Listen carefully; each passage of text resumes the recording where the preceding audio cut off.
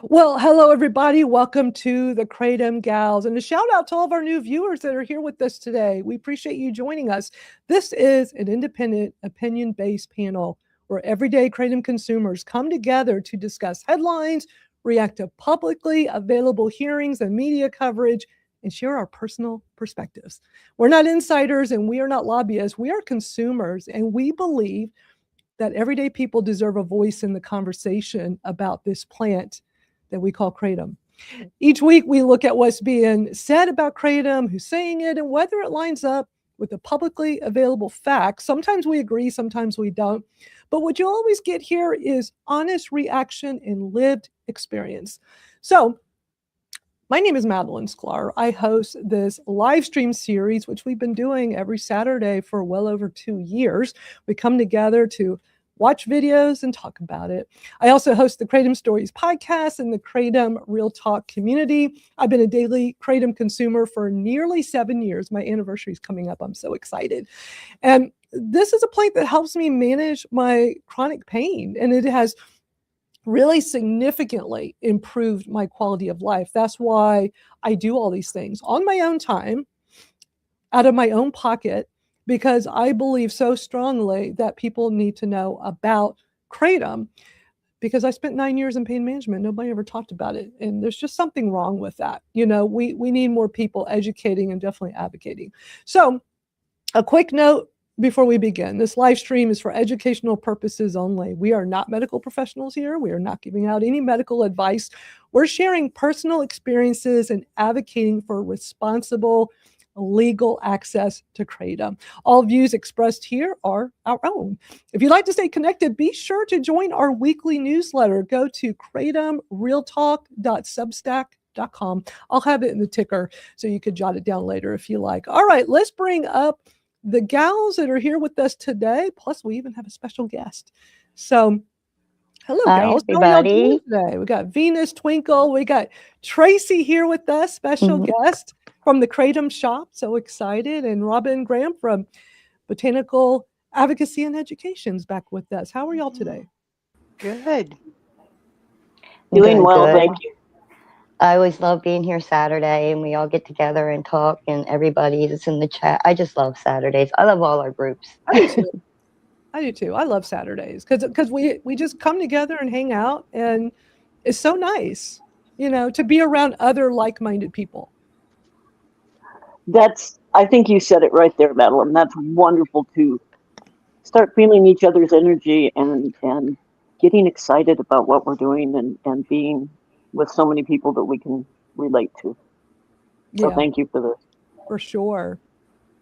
And Tracy, our special guest today, I'm so glad you're able. I've been trying to get you on here for quite a while. I know the times have just never meshed up, so I'm excited. Yeah. So tell everybody a little bit about you. Okay, here, let me first say, Tracy had reached out to me a while back last year, telling me that she was watching our Kr8tom Gals show, and she's like, "Can I send you a Kr8tom plant?" I'm like, "Oh my gosh, I've been wanting one." And I have to say, what I like, Tracy, is how you have this amazing brochure that is so helpful that you also sent. I love when companies add informational stuff in their orders, and I wish, you know, more the ones that I know and work with do, and I wish more would too. But I just want to commend you for this because I think this is great. Thanks. And you know who helped me with that brochure is the American Kr8tom Association. Awesome. Which is great. You know, I mean, like, they'll offer the resources. You just need to know to ask. Right. Well, that's great. That would be great for all the stores to give out, like the regular merchants or the brick and mortar 100%. ones. Yeah, for sure. So Tracy, tell everybody briefly about you. So I've been a Kr8tom consumer for 9 years now. I don't come from the pain side. I started using Kr8tom for debilitating anxiety. After the birth of my daughter, I got postpartum anxiety, kind of blossomed. I was having panic attacks, several a day. I was afraid to drive my car, and I got to the point where I was afraid to leave my house. I didn't tell many people. I told my GP, and she basically said, "Welcome to motherhood." I reached out to my OB. He said, absolutely, let's get some, meds on board. I tried a handful of different medications. If one didn't work, he'd add one, change dose. He gave me Xanax, which is an extremely addictive medication. I just didn't want to take it. And nothing was working really anyway. So I started doing some research. So if you go back 9 years, that's 2017. Kratom was still a little bit more underground, but it was popping up. Not necessarily for good reason back then. I said, enough people are talking about it. This stuff has got to work. I ordered it from the research that I did online, a reputable vendor, Happy Hippo. They must have thought I was nuts. I sent them like 6 emails asking questions, how do I take this? All the beginner questions. I got my dose right from the first dose. So, it kicks in 20, 30 minutes. I felt it. And it was like the light bulb going off. I'm like, this is what I expected to feel from my, the anti-anxiety meds the doctors were prescribing that I wasn't. All I was doing was gaining weight and being a zombie, and they weren't me. Kratom, it was me, only better. And I haven't looked back since. It was funny. I was watching a recent Kratom Gals podcast, and I am a big advocate in New York. And I started my Kratom journey in like 2017. I didn't know of the fight back then. I didn't know at all that Kratom they were looking to ban Kratom. I don't know why. And now I'm kind of like looking at my customers and the people I know that are Kratom consumers, and like, is the word not out still? So I think it kind of, gave me some ideas of how I can do things differently or better to get more advocacy. I found a local Kratom shop, by far the best quality Kratom, most consistent Kratom I've ever had. When I moved I was in Buffalo, New York at the time. When I moved from Buffalo, I'm like, you guys got to let me open my own shop. And they did. So I opened a franchise of my own near Albany, New York, and it's been amazing. I cashed in my corporate career during COVID. I was furloughed. I'm like, I got some extra time. Let me open this store and see how it goes. Never looked back, never went back to work. This is what I do now. Never expected it to be so gratifying. It is. I've had people come in and they say I've saved their life. So that's awesome. That's my story. That's awesome. We're so glad you're here with us today so we can get your unique perspective on the discussion. Thank you so much I know you'll just be here for the first hour. Robin Graham from Botanical Advocacy and Education's here with us. Robin, it's been so great getting to know you and having you come join and share your perspective as, an OG Kratom advocate. Mm-hmm. Well, thank you. Thank you. It's wonderful seeing what you ladies are doing, and so many others, because you're doing important work. Yeah. Well, thank you. That's appreciated.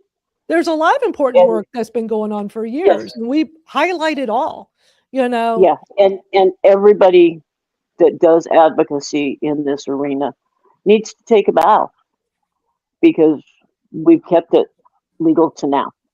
We just have to keep going forward. Yeah, a little scary right now. That's all the groups. That's AKA, that's GKC, that's us, that's the individual vendors that are doing advocacy work, the individual retail shops.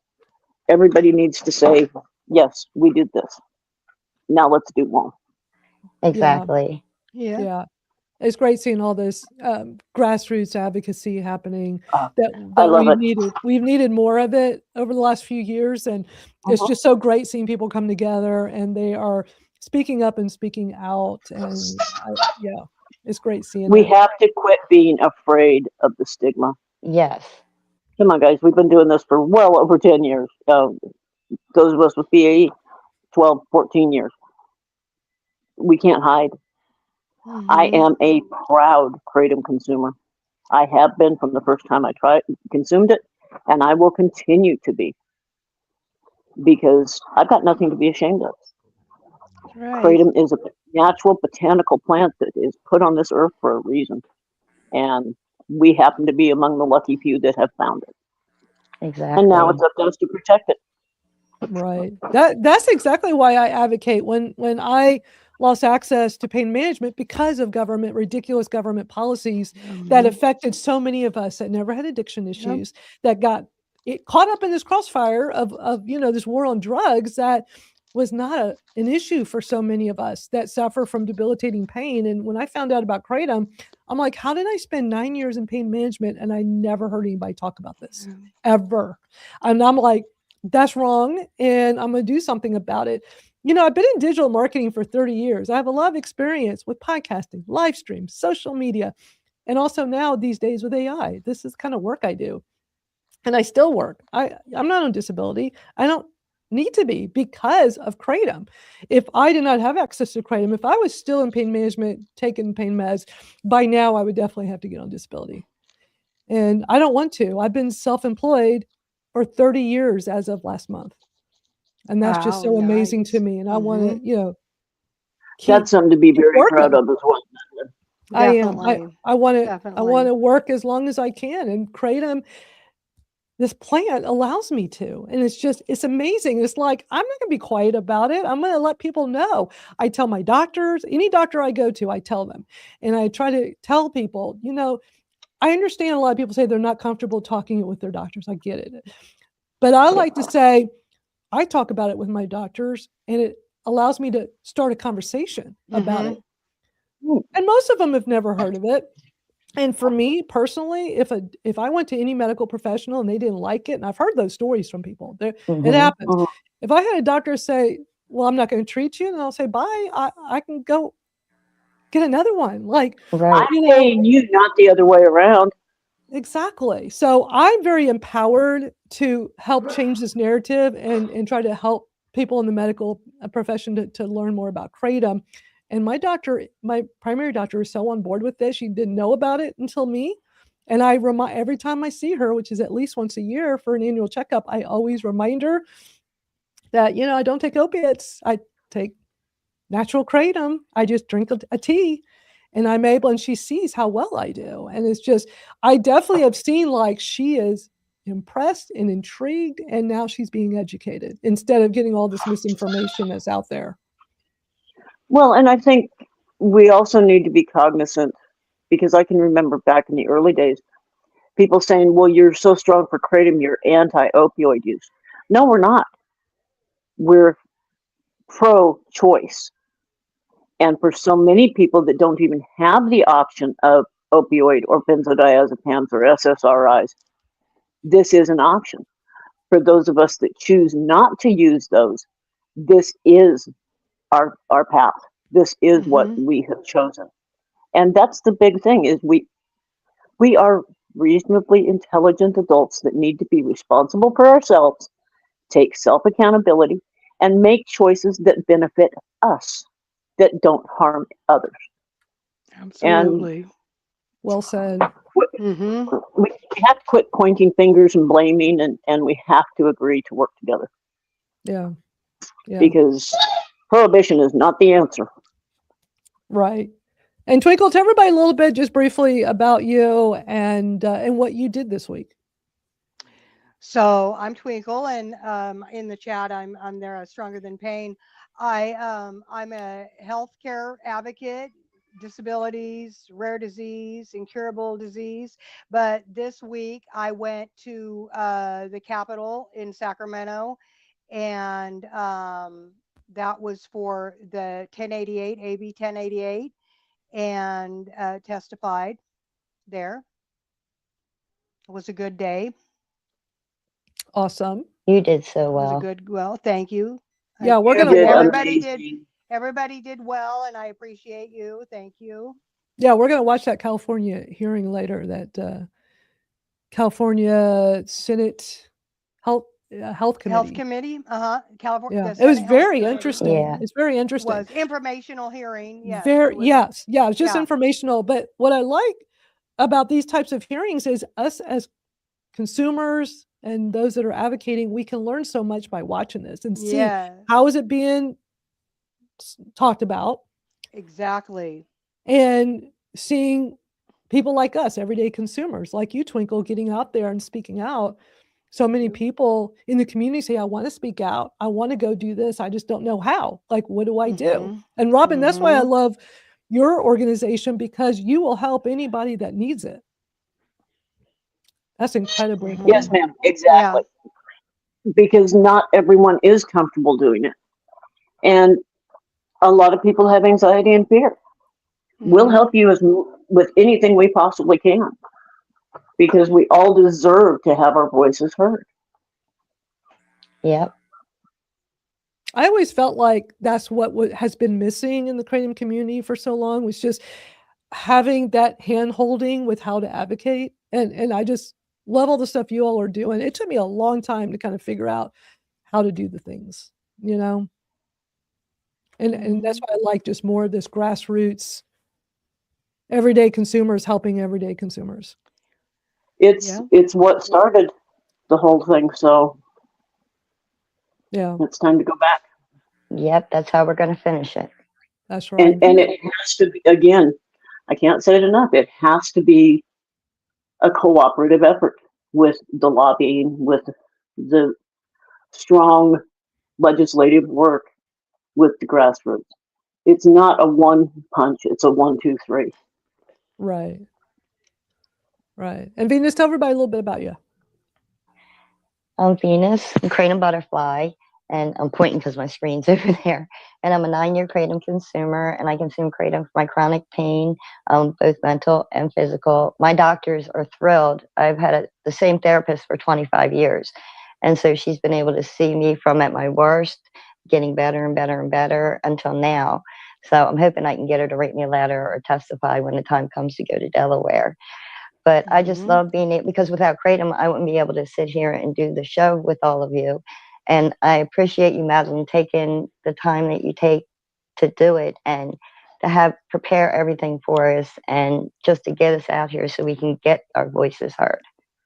Oh, thank you. That's so awesome. Well, I appreciate y'all doing Very this. much so. This weekly show is just a random idea I had, and I thought, let me gather a few advocate friends to let's just try this and see what happens. So this has been just a great way to learn more. I mean, I'm always learning just being around you all each week and watching these news stories, watching these hearings, and having intelligent discussions about it.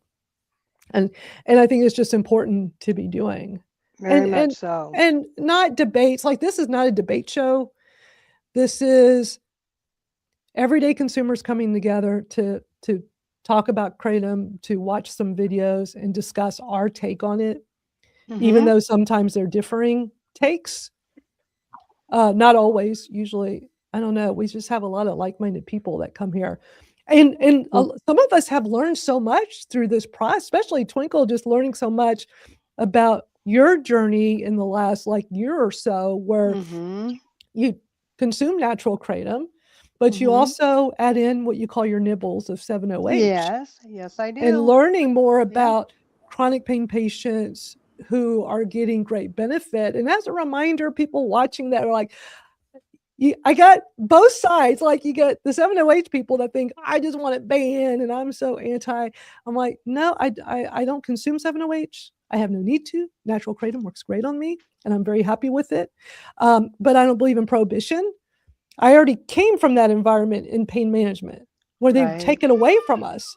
I don't believe in that. A lot of us have been abandoned. We have no alternatives. Mhm. For No, people that we don't know don't. my story, when I lost pain management, I was like, oh, I guess I got to go get a drug dealer.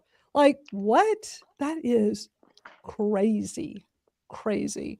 So, Because we're desperate, we're hurting, we need yeah, relief, and you can't go to a doctor for help anymore. I mean, not unless it's the gabapentins and the cymbaltas and all that, and those come with so many side effects. And if you're abruptly discontinued, you're in trouble.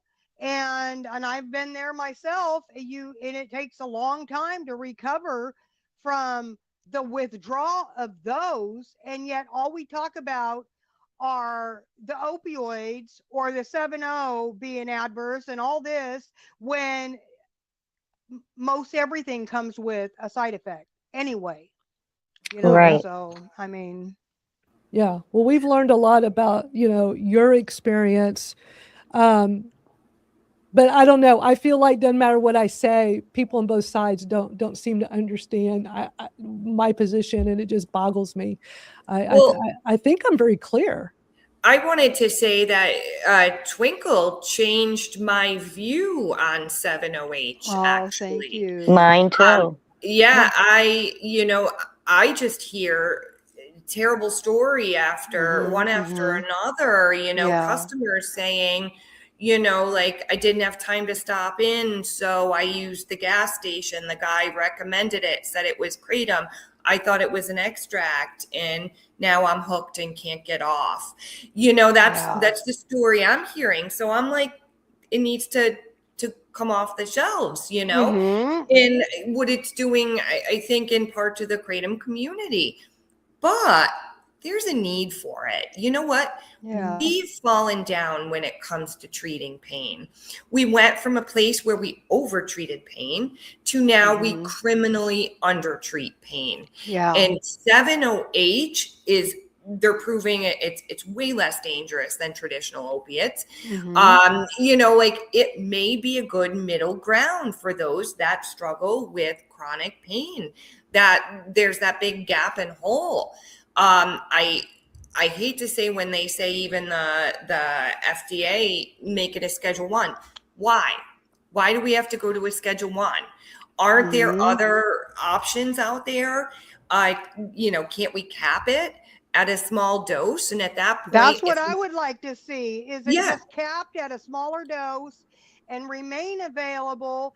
And then because if it's criminalized or it's scheduled to a 1, they can't even continue to research it. But what's also going on is that they are researching it for a pharmaceutical, so that makes it weird. If it's dangerous, why would you want to make a pharmaceutical out of it, unless that's the whole point, to make it a pharmaceutical?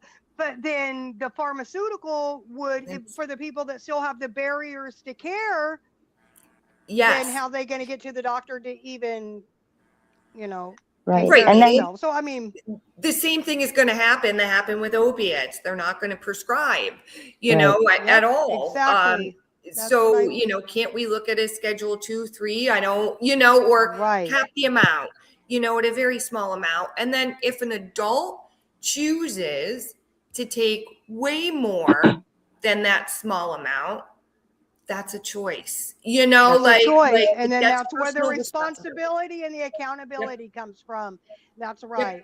That's right. Yes. Well, and what's wild is, before 7OH became a big part of the conversation, we were having the same conversation, but it was extracts. I mean, if you go back to any of our earlier Kratom gals, we sat here and did the exact same thing. We watched news story after news story of them demonizing Kratom extracts because they were being abused. They were easily accessible in convenience stores. So it's like one got swapped out for the other. Stop making things so easily accessible. Put it behind the counter in a dispensary or smoke shop, or a place where there's education. That's the way to do this. Age restrictions. Right. Yeah. Yes. There needs to be regulations. And regulation is being enforced. Unlike some of these KCPAs that don't get enforced. All of a sudden, the Attorney General in Texas is enforcing it. It's like, wow, you could have done that before last year, a year ago, when y'all were trying to ban it all, because you weren't enforcing it. So, and he's going whole hog. Yeah. But again, this is our insights based on public information. I just have to remind people, we're not insiders. We don't have insider information. We watch videos, we watch public information. Any video we play here is public. And we watched that Texas hearing last year. Yep. We watched it live separately, and then we played it on the Kratom Gals a few days later. But, we see what we see. Another perfect example is New York currently has a KCPA going through legislation, and yet look at Nashua County. Monday they have a ban hearing. I'm going to play that video in just a moment.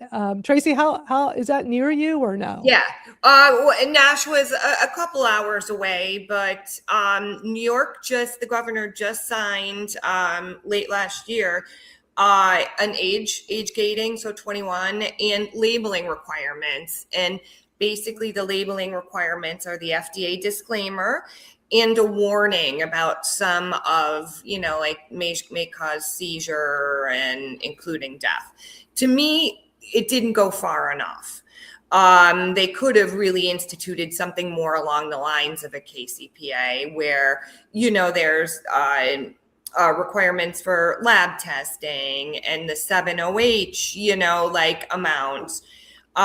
So they just passed that. But meanwhile, smaller municipalities have been bringing it forward, to ban it. And like it was banned in Suffolk County. I think it's been banned for a few years there in Nashua, which is a pretty big county. And with all the news of the FDA looking to ban 7OH, like, I don't get why these municipalities are spending taxpayer dollars to do any of this when it's going to be taken care of on a federal level. It's bizarre to me. Right.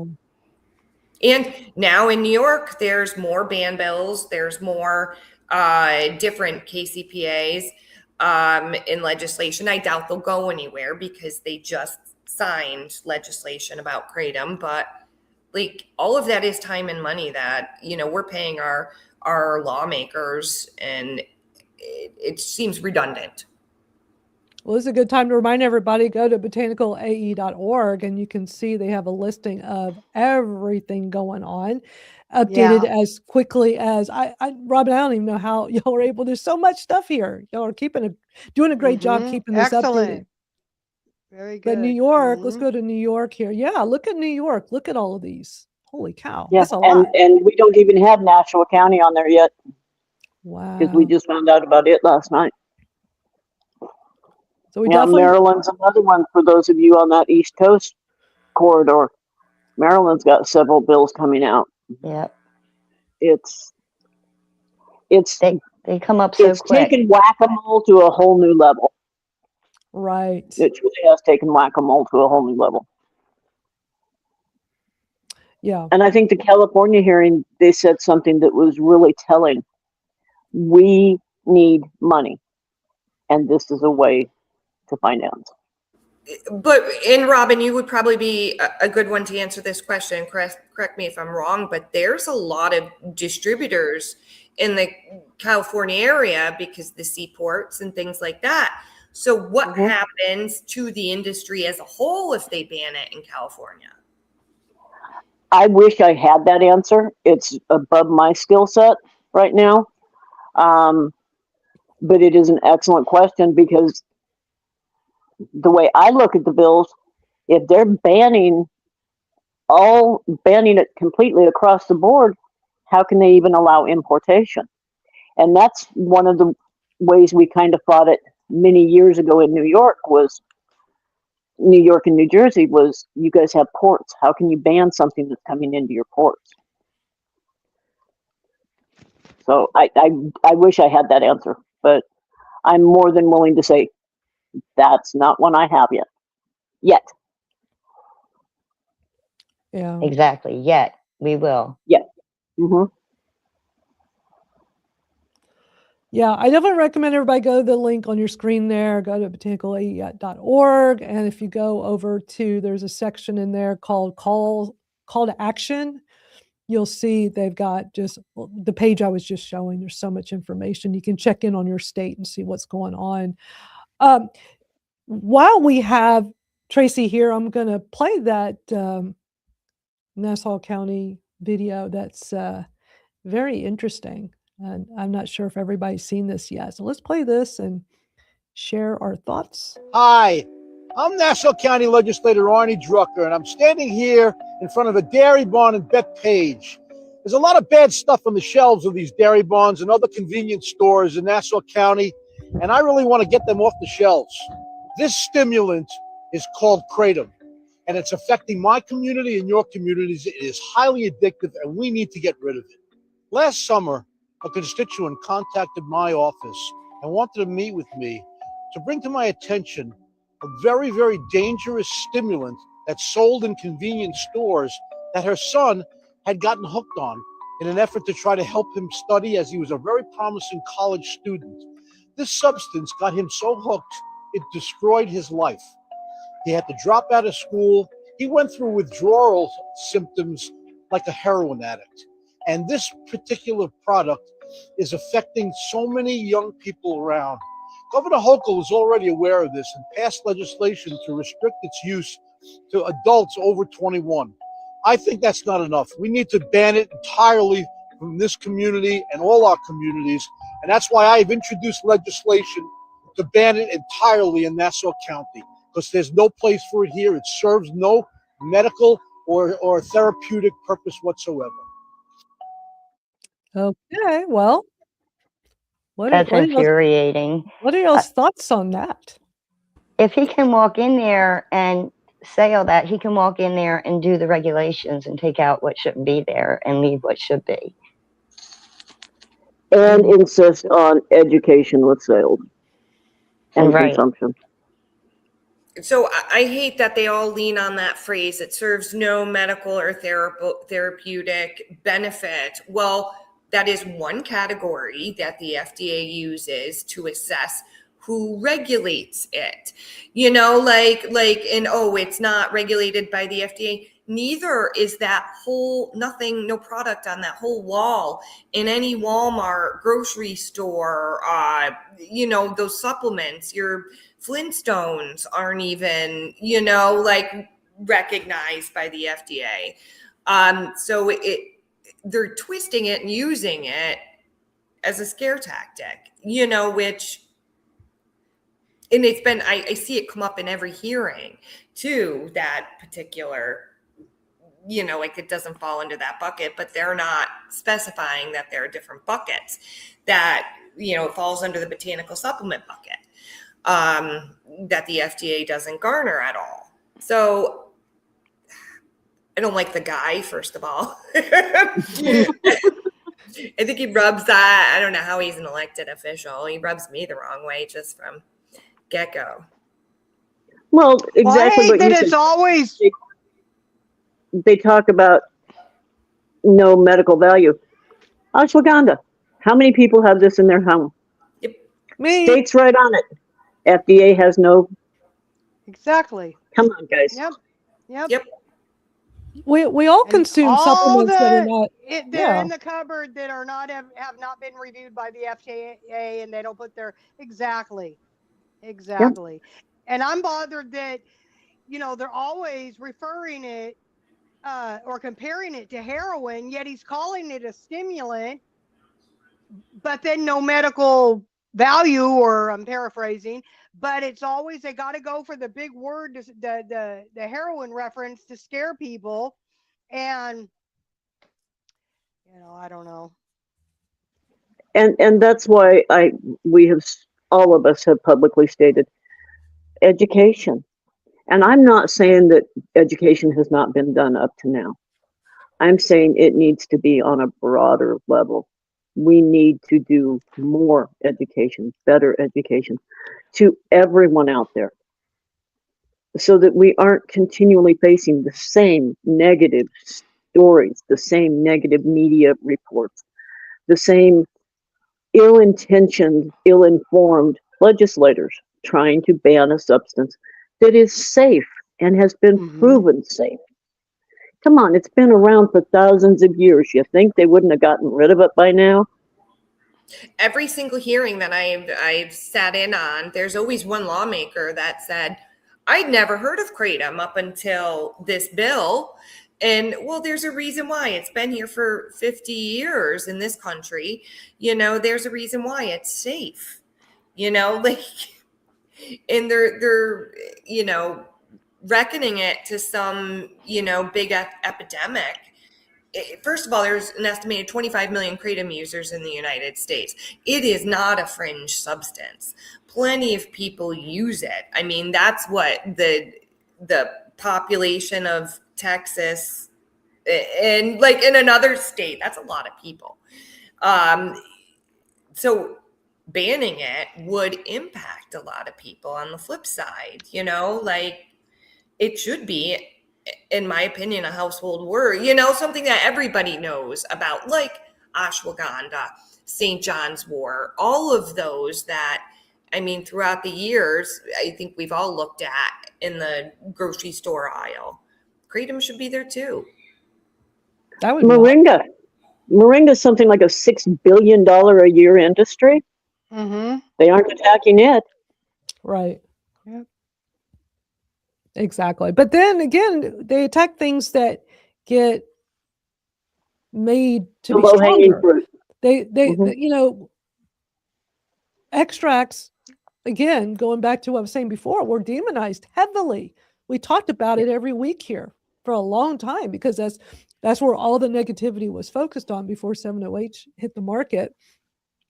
I mean, I know these extract products help people, but I think it just goes back to not making it so easily accessible, not putting it in gas station where, they're not being really monitored, where a kid could get it. But we're all responsible adults. Put these products in places where we can access it. Like, would you see THC products, the legal kind, in a convenience store? Like, they're pretty much in dispensaries or smoke shops, places where it's behind the counter. Mm-hmm. Put it, And somebody that's again, educated is the one that are giving it to you when you go there. They know what they're giving to you. Yeah. or if they don't know, they have a brochure like Tracy has, or other shops have, or other vendors have, something that they can say, hey, we may not have all the answers, but you know what? Go to AKA, go to GKC, go to BAE. You can get those answers. Exactly. We need more Because, of these. Yeah. yeah. No But- one leaves my shop without one. I mean, repeat customers don't want to Yeah. cover, but like and people come to my shop, a lot of first timers, for the education. And like I just said last night, I was helping a woman, through first time use. I'm like, I remember I was sending emails to the online vendor that I purchased from to walk me through it. So I get what it's like using it for the first time, and you do need to be educated. I love that you sent, like you said earlier, when I received an order from you, I love that brochure was in there. Yep. And brands that I use that I've gotten to know, the owners like you, Tracy, that educate and advocate is there. All of y'all that I've gotten to know are all the same. Y'all all first became a consumer and we're like, wow, this is amazing. This is life-changing. I want to do this as a business and advocate and speak out. And I love that. So other companies like Christopher's, Midraspec, they all do the brochure thing too. And I love that. And I definitely would like to see more Kratom companies doing it. It's important. I think every single smoke shop, I think every single vape shop, retail store, retail vendor, anyone that sells Kratom should have educational brochures available. Definitely Well, agree. And if you don't Mhm. have one, give us a holler. quick tip sheet, cheat Yeah. sheet, Yes. just one that they can refer. They'd be able to answer somebody's question or Even if tell it's them what it is. even if it's a simple stand with a QR code Right. Mm-hmm. that they can scan and go to. Mm-hmm. And I like, And that's part of our thing of saying we need more education. right. Kratom needs to be as well known, well understood as ashwagandha, moringa, Flintstone vitamins, or the 5-hour energy drinks. People know what these things are because they've been educated. And it needs to be factual information you get online. You go do a Google Yes. search for Kratom and we get all kinds of crazy stuff that's being controlled, and like the government level. And then, they'll even like put like, do you have a drug problem? Do you need drug help? Here's the number to SAMHSA. It's like, what? Are you Yeah. kidding me? Well, So, and used to be Facebook was the place everybody could go to get questions answered. Now Facebook has everybody so throttled down you can't even type the word out. yeah. So, I used to laugh and say, what are they afraid of? Now I'm not laughing, but I'm still saying, what are they so afraid of? Yeah, I tell people Kratom is a benign plant, but very profound. It's safe, but it works. And I think that's what a lot of people are afraid of. And Facebook, like I have a real challenge advertising my business because my product is right in my company name. It's a blessing and a curse. When you Google Kratom near me, I come up, but I can't advertise because I think I had a Facebook for my shop for a week. Instagram will not let me post anything. Yeah. Right. TikTok, I came up with this great profile and videos, and I put out one video and it shut me down. I think I was on there for like 23 hours. Wow. X is the only one that doesn't care what I post, but Yeah. it's not a great spot, for advertising. So, Right. and here I'm one of the vendors that gives you good information, useful information, yet I'm stifled. Well, and if you do a Google search for Kratom, the first 3 pages are trash. Yeah. Oh, Yep. yeah. So, and how many people realize that? Most people, when you search Google, you take the first 2, 3, 4 answers and you're good. We can't do that with Kratom. You got to dig down. And it shouldn't be that way. The SEO should not be so hard to access that you have to spend 20 minutes scrolling to an actual decent link. I mean, how many people actually get to the 3rd page of Google before saying, Exactly. what's on the first 2 pages is probably right, which it's not.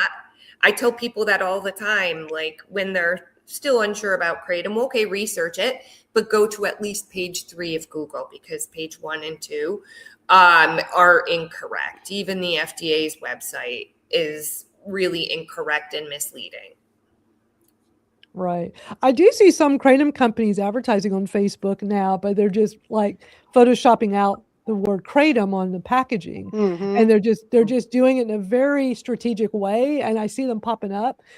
And the 7.0, I just can't believe how many ads Facebook allows on 7.0. Extreme was commenting on that just a moment ago.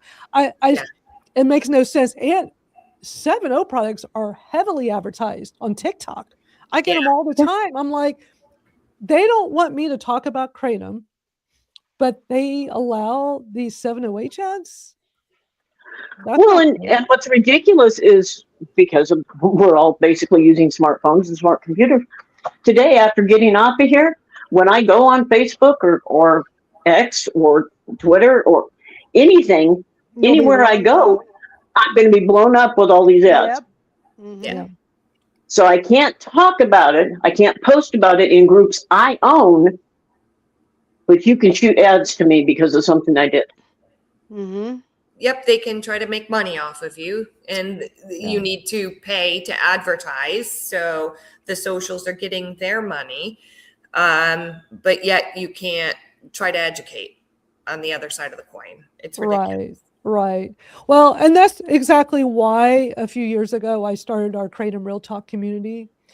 So that we have, I mean, again, this goes back to my 30 years in digital marketing. I know workarounds. And so the workaround, I was getting so frustrated with social media, especially the first time my TikTok account was deleted, December 2023. I'm like, okay, I'm going to set up another one because I'm not going to stop advocating. Like TikTok thinks like, it's like, come on, TikTok, this is what you got. But I wanted to have a platform where we can have discussions without any censorship. And I knew exactly where to go, which is school, SKOOL. So for those that are not in our school community, come join us at Kr8tomrealtalk.com. We've been there for several years. We can talk. Here's the thing. On social media platforms, we're the product. Okay. That's why it's free. When those terms of service, they can do anything they want. That's why, like, my YouTube was deleted a couple of months ago because they have, they updated the guidelines. TikTok updated their guidelines too. They all have gotten a lot stricter. And it's figuring out what you can do and not do so you don't get into trouble. But in a place like school, we're not the product. See, I pay out of my pocket so that we have a safe space to go to that I don't charge anybody to come to. I keep it free. I've been building online communities since the mid-90s. So I know how to bring people together. And I saw that there was a need for this, like all of us consumers, to be able to have a place to talk without we constantly getting in trouble. We still use social media. That won't change because that's how you connect with lots of people. But we need to have a safe space where we can talk about Kr8tom and not go into Facebook jail or have a YouTube delete you, or TikTok. I mean, TikTok's put me in jail. One time we were doing, Venus remembers, we were doing a TikTok live, and right in the middle of it, they just turned it off. And my screen went black on my phone. Yep. Because they didn't like what we were saying. And I was trying to tell everybody, like, I know how this stuff works. They use AI for real-time transcripts. Everything as we talk, they're picking up on it. And I guess you say Kr8tom enough times and they're like, you're out of here. And then for like a whole week, they wouldn't let me be on TikTok live. So yeah, and they picked up on a lot of different words, like the pharmacy words and the different medications. You get a warning coming up, but yeah, that was crazy. I love school because, like you said, we don't have to worry about that. And it would be cool for school to be like a home base for all the other Kr8tom groups and stuff like that, like for education. Exactly. So y'all come join us for the Real Talk. Go ahead. I'm still learning school, but I like what I'm seeing so far. I mean, it's just a forum, really, but also there's a classroom. I have so much information and resources in there, especially for people new. What I used to do a few years ago, people are always reaching out to me on TikTok because they see my videos and they relate with my, talking about going from pain management to Kr8tom, and people wanting to know, like, how did I start? What did I do? What do I buy? Blah, blah, blah. So I have like a whole section in the school classroom with just all the stuff. So I don't have to keep emailing it. I just tell them to go here, sign up, go into the classroom, and there's so many things in there and so many videos and stuff. I did all this because when I first started in 2019, there was so little educational information. I would have loved to have joined a group like this. So I figure, well, let me start one. So, and it's been so helpful to others, and we need more of this. I don't need to be. I've been the only one that started a school community for like 2 years. We finally have. Christopher started one last year. We got a few others that have, they're starting theirs. I think people are frustrated with Facebook groups now because they're getting deleted. And I've been yelling for 2 years, everybody, there's a place over here. Come over. You got to pay for it.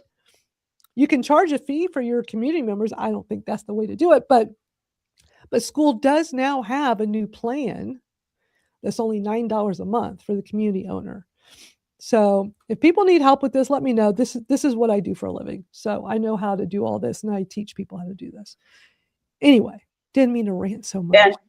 And the thing is, social media, whether we like it or not, use it or not, agree with it or not, it is here to stay.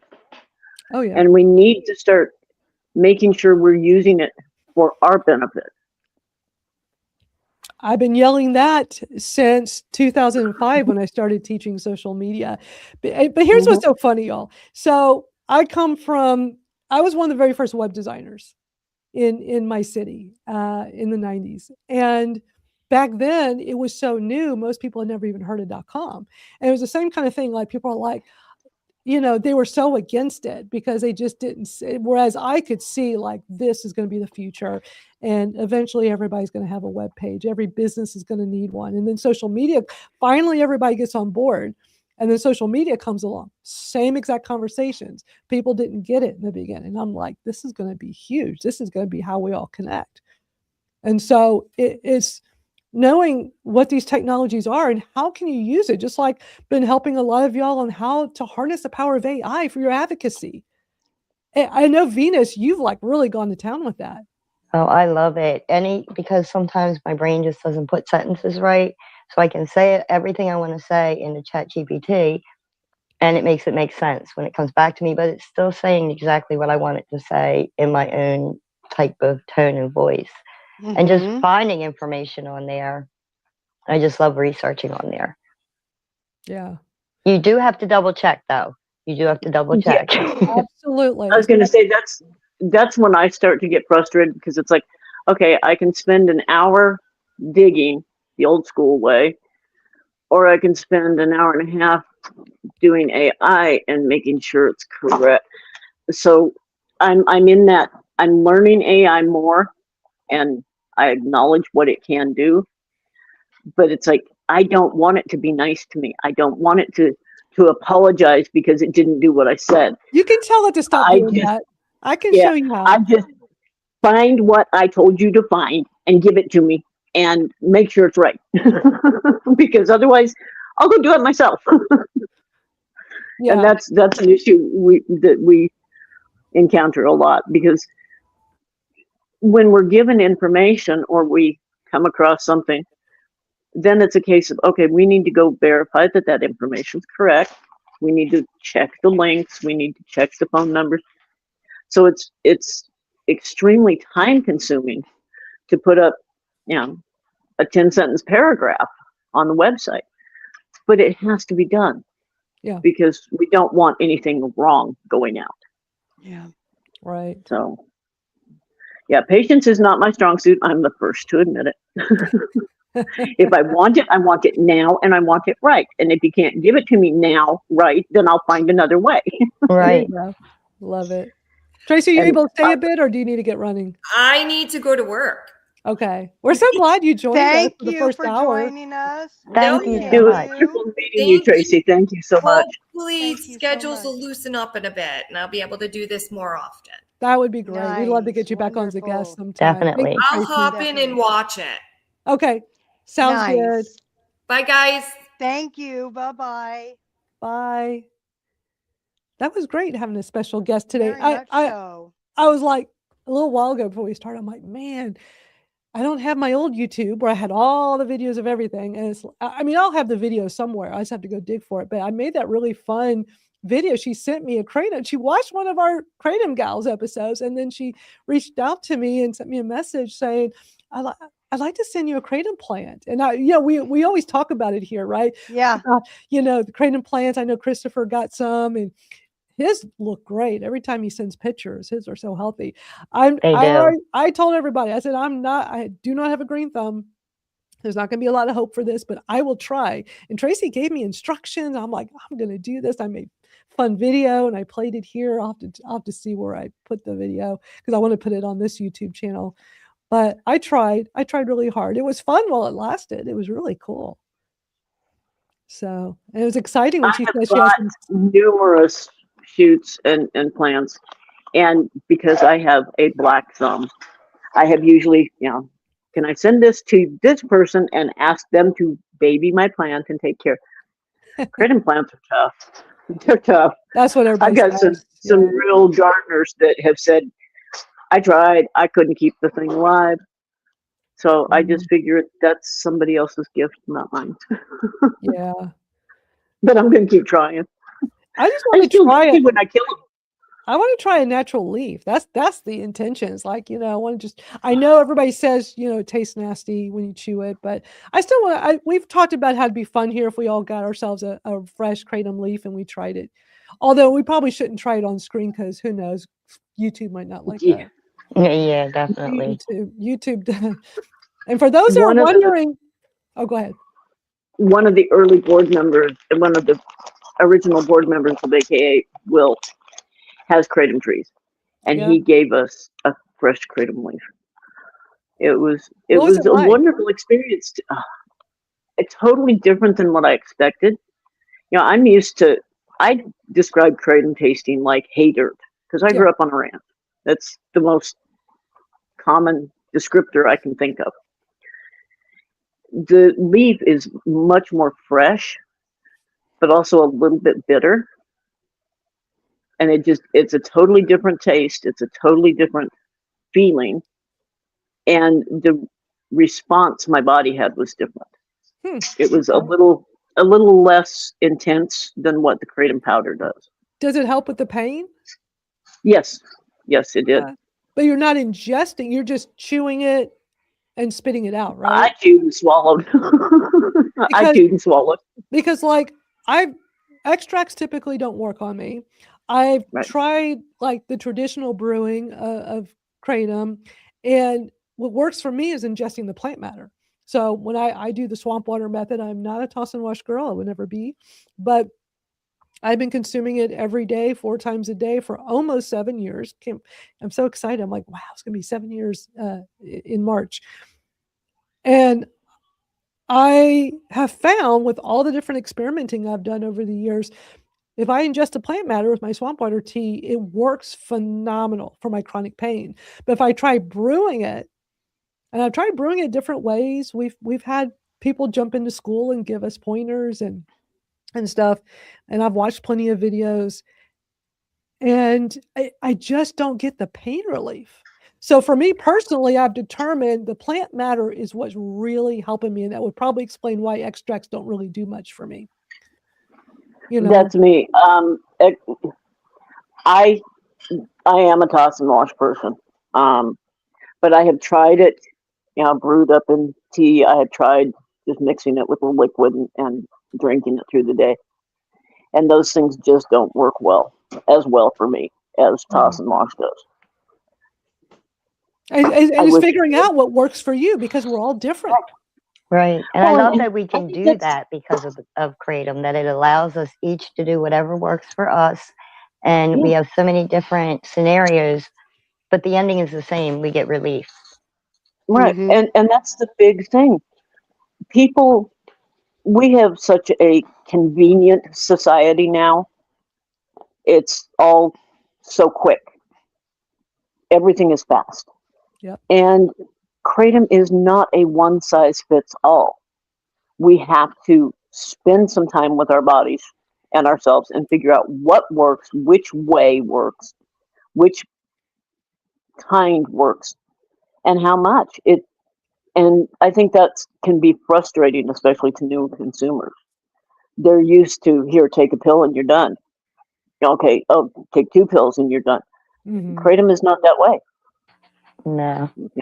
The biggest advice is start very low, less is more, and journal everything. Track That was the everything you say you do. that was the smartest thing I did early on. I learned a lot from there was a Facebook group. And ironically, it was a Facebook group primarily of people using Kratom for their addictions. Coming off of like hard drugs and opiates and things, the people that were abusing drugs. And I I was trying to find one that was really geared for pain management. But what I discovered was this group did have pain people in it, but not nearly as many. But I just lurked in the beginning. I learned, I watched, and then I started asking some questions and explaining my situation. I just wanted to gather as much information as possible. And that was one of the smartest things people were telling me is to keep a journal of your dosing. And I still have it.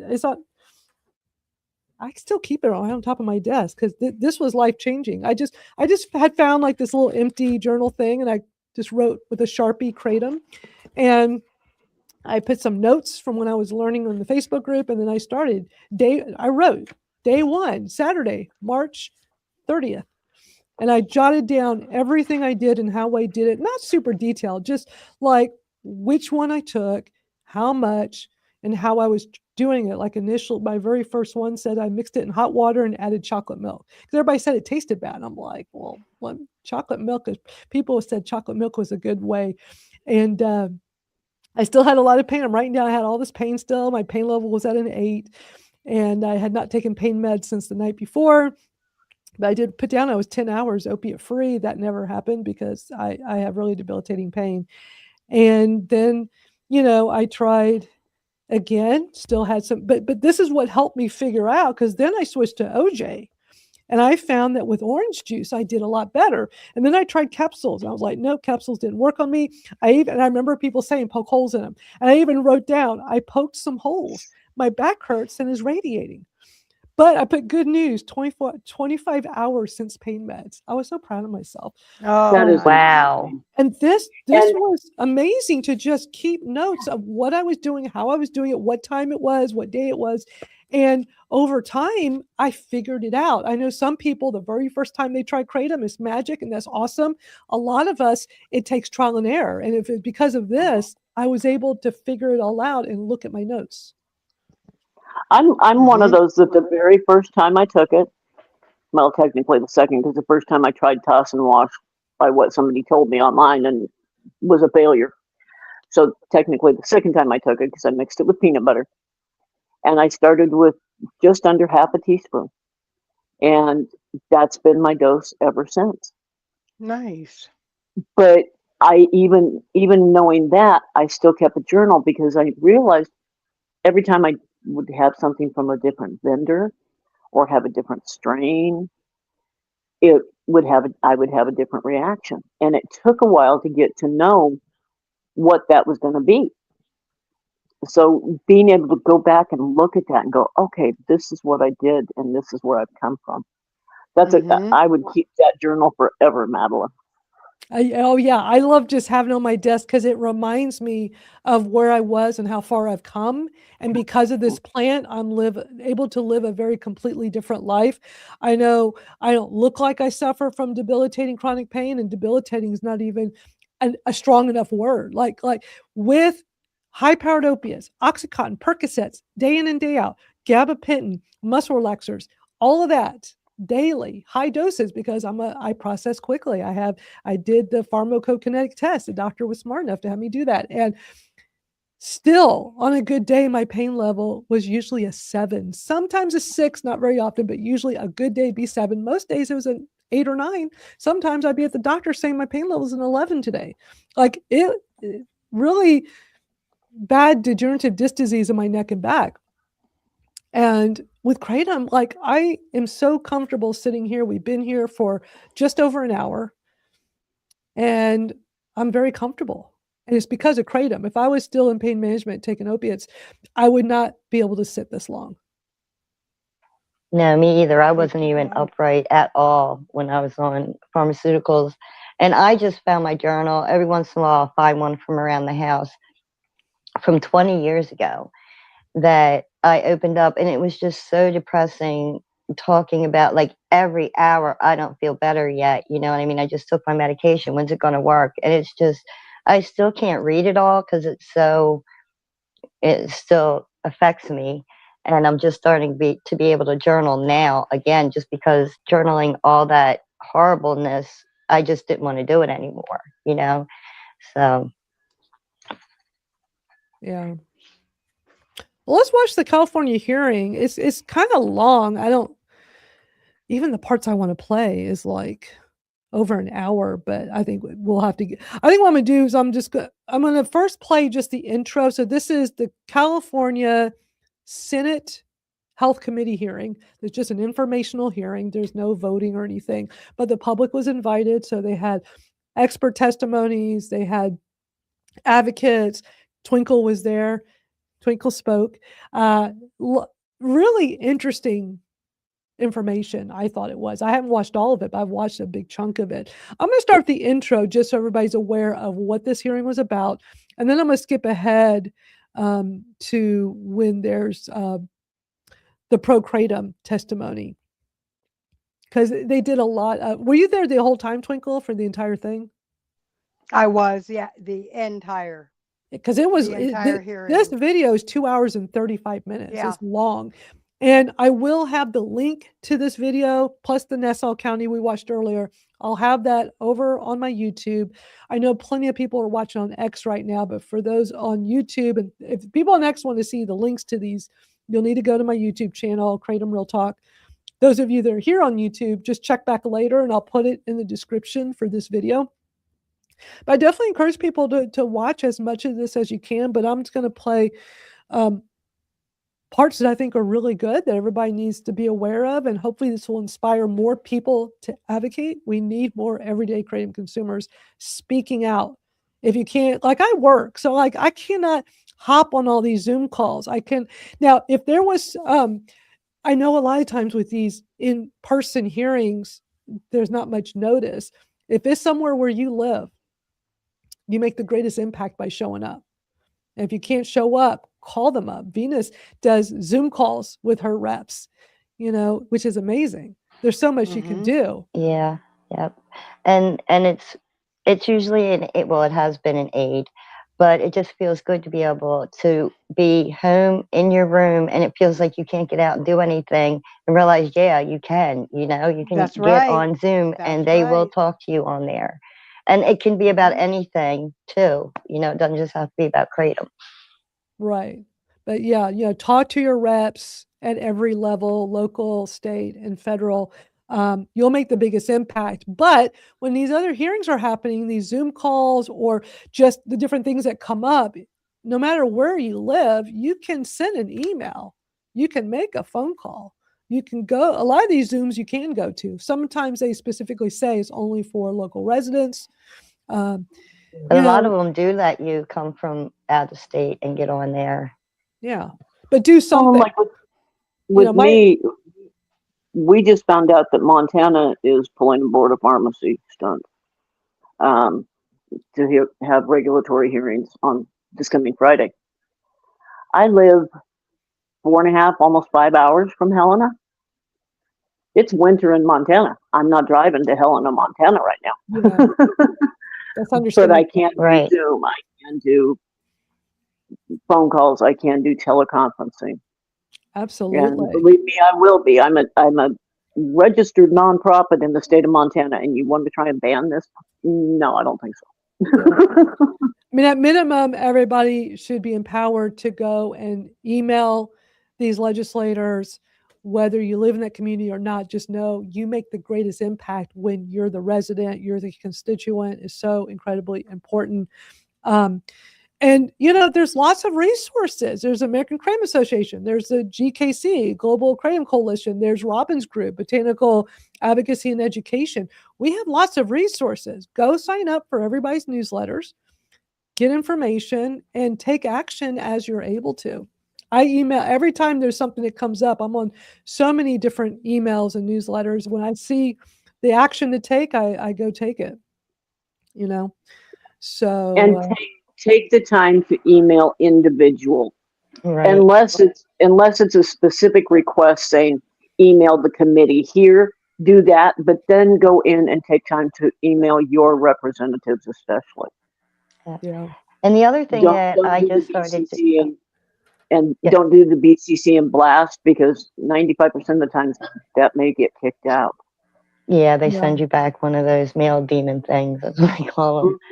But what I also do with my mom is I will have I'll give her a subject line and the link to email, and then she can just click on the email link, copy paste, and have the subject line right there too. And later on, she'll look into the actual bill.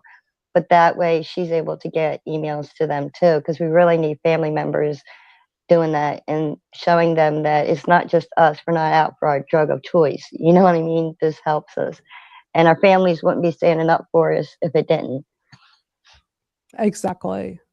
That's right. Those are big words right there. Thank you, Venus. Yeah. That's right. You're welcome. So I'm going to play California. I think we're just going to mostly just play through some of this, but I'm going to first just start with the intro, and then I'll queue up where I'm going to move forward to. But this part is pretty brief in the beginning, so let me start with this. Good afternoon. Today we will be discussing Kratom and 7-OH with the focus on public health risks and regulatory gaps here in California. Both the FDA and the California Department of Public Health consider Kratom and 7-OH products to be unlawful.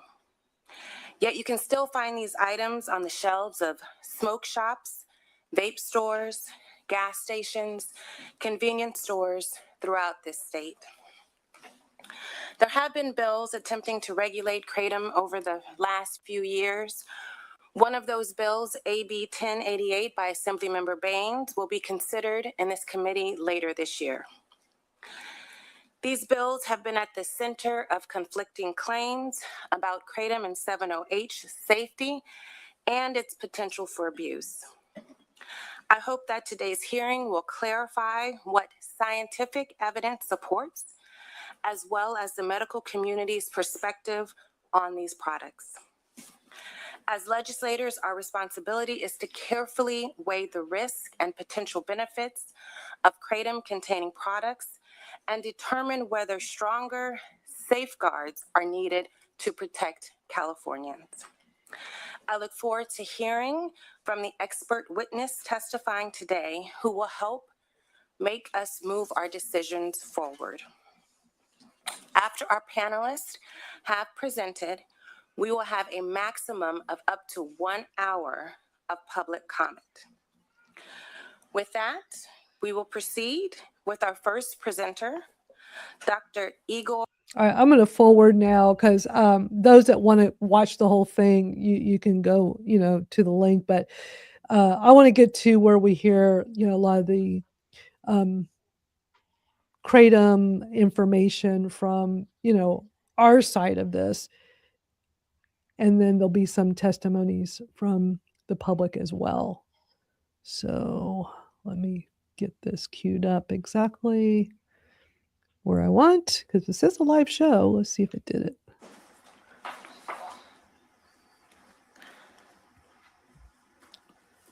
And heads up, we're going to listen to both people talking about natural kratom and people talking about 7-OH. And there is a lot to learn from watching this hearing. So I'm just stressing once again, not necessarily taking sides with anything. This is part of educating ourselves as everyday kratom consumers. And I think it's important to look at all of these sides and hearing from both those that are there to advocate for natural kratom and then those that are there advocating for both natural kratom and 7-OH. It's all very eye-opening. So let's watch And we this. will begin with. If anybody wants me to interrupt, if you have something you want to say, just speak up and I'll pause it. Matthew Lowe. Thank you very much. Yeah. My name is Matthew Lowe. I'm the Executive Director of the Global Kratom Coalition. We are a coalition of scientists, natural kratom industry leaders, and consumers fighting to protect access to natural kratom leaf products. Natural kratom leaf is a botanical from Southeast Asia. It's been consumed there for centuries. And I want to be clear, it's been consumed in the United States for at least 50 years, since the 1970s. Natural kratom leaf is a complex botanical. It's made up of 50% fiber, 25% antioxidants, and 50 different alkaloids that give it its unique effects. Mitragynine, as we've discussed today, is the most abundant alkaloid. 7-OH is found in trace amounts in dried leaf kratom. On the other hand, isolated, concentrated synthetic 7-OH products use chemical synthesis to concentrate 7-OH from 100 to 1,000 times more than what is found in natural kratom leaf. These are not the same products. They are different exposure classes entirely. Let me give you an analogy. Apple seeds contain trace amounts of amygdalin. When you eat an apple, your body produces a tiny amount of cyanide from that amygdalin, too small to harm you. Now imagine a company extracts the amygdalin, processes it chemically to produce cyanide, and sells cyanide tablets and calls them apples. When regulators express concern, they say, this is safe. Look at the safety profile of apples. These are not the same thing. That's what's happening here today. I want to bring your attention to something that happened in Kansas City this last 2 weeks. They unanimously passed an ordinance to ban concentrated synthetic 7-OH and regulate natural kratom leaf. This is what other localities in California have done as well that we've discussed today. Why does this matter to California? Well, because Kansas City is ground zero for this debate. It's home to Vince Sanders and American Shaman. They're the largest manufacturers of concentrated synthetic 7-OH in the country. Kansas City Star investigative journalist David Hudnall has been covering this story over the last year. He's covered the warning letters put out about concentrated synthetic 7-OH in July 2025. One of those letters went to Vince Sanders. What followed was the FDA's recommendation that was made on the 29th of July to schedule concentrated synthetic 7-OH. The Missouri AG started an investigation into the 7-OH industry, and in December, the feds raided Vince Sanders' operation and seized a whole lot of products. After the raid, this was discussed in Kansas City, and Hudnall, who's written these pieces on this industry, wrote, "The council was wise enough to distinguish natural kratom leaf from a lab concentrated alkaloid pressed into tablets sold as a quick hit. Treating those as the same would have been misguided." California has that same choice to make today. This choice will impact more than 3 million consumers that use natural kratom leaf for its functional benefits, and again, have done so for 50 years. The federal government has already drawn this line through their recommendation to schedule concentrated synthetic 7-OH. 13 other states have passed regulations similar to what has been proposed today. These regulations regulate natural kratom leaf, age gate, appropriate labeling, and prohibit these synthetic derivatives. That's the right thing to do. I want to further press the point that Florida and Kentucky have taken action to schedule concentrated synthetic 7-OH. They set a limit of 400 parts per million on a dried weight basis. So that's the distinction between what is found naturally and what is synthesized and concentrated. I just want to say that, and you'll probably hear this today, that this is a market share war. This is not a market share war. Since 2019, states driven by scientists and the natural kratom leaf industry have put this cap on the amount of 7-OH that can be found in a kratom product. That cap aligns with what's found naturally. Any kratom or natural kratom company could have gotten into the 7-OH industry. They have not. Why? Because it's morally reprehensible and it's dangerous. In recent news articles, a reporter asked Sanders, who's the inventor of these products, so 7-OH hasn't had any human trials for regulations or anything like that. He said, that is correct. The human trials are people that are choosing to use it. That unbridled sale of concentrated synthetic 7-OH is a mass, uncontrolled human experiment conducted on the American population. That kind of drug development is the purview of pharmaceutical companies and FDA approval. Studies show concentrated synthetic 7-OH causes morphine-like respiratory depression. Natural kratom leaf does not. Unlike natural kratom, concentrated synthetic 7-OH has no ceiling effect. Higher doses mean more risk of respiratory depression. You'll hear that they've reduced opioid deaths. That claim is based on 0 clinical trials and 0 observational studies. It's a temporal correlation presented as causation. What actually reduced opioid deaths, and we know this so well, is the widespread distribution of Narcan. And perhaps most disturbing, and I believe you'll hear this today as well, is this claim being made that 17% of surveyed concentrated synthetic 7-OH consumers said if these products were banned, they would commit suicide or consider committing suicide. That's not a safety argument, an argument to keep these products on the market. That's an indictment. A product that's been on the market for less than 2.5 years has created such profound dependence that 17% of those users would want to commit suicide if it was gone, is a real problem. You scale that out by another year or 2 years, the absolute number starts to increase. So we don't need to reinvent the wheel here. The FDA has drawn this line and they've been very, very clear. We want to focus on concentrated synthetic 7-OH. We want to preserve access to natural kratom leaf. What California needs to do, in my humble opinion, is what AB 1088 is doing and proposes. Regulate natural kratom leaf, age restrict it, make sure that it's labeled appropriately, make sure it's not adulterated, and make sure that it's safe for use. Prohibit these 7-OH products. Let's protect consumers. And let's also protect their right to choose a natural substance. And again, I want to reiterate, 50 years of use in the United States. It's very concerning to us that a question around potentially prohibiting kratom, natural kratom leaf is coming up because of what's being done through these synthetic concentrates that are masquerading as natural kratom. Thank you for your time. I'm happy to answer any questions.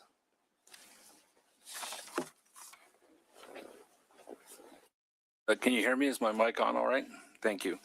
Thank you, Madam Chair, and members of the committee who are here today and who have afforded me the opportunity to testify. My name is Sheldon Bradshaw, and I'm the FDA Regulatory Counsel for Botanics for Better Health and Wellness. I am an FDA regulatory attorney and previously served as the Chief Counsel of the United States Food and Drug Administration.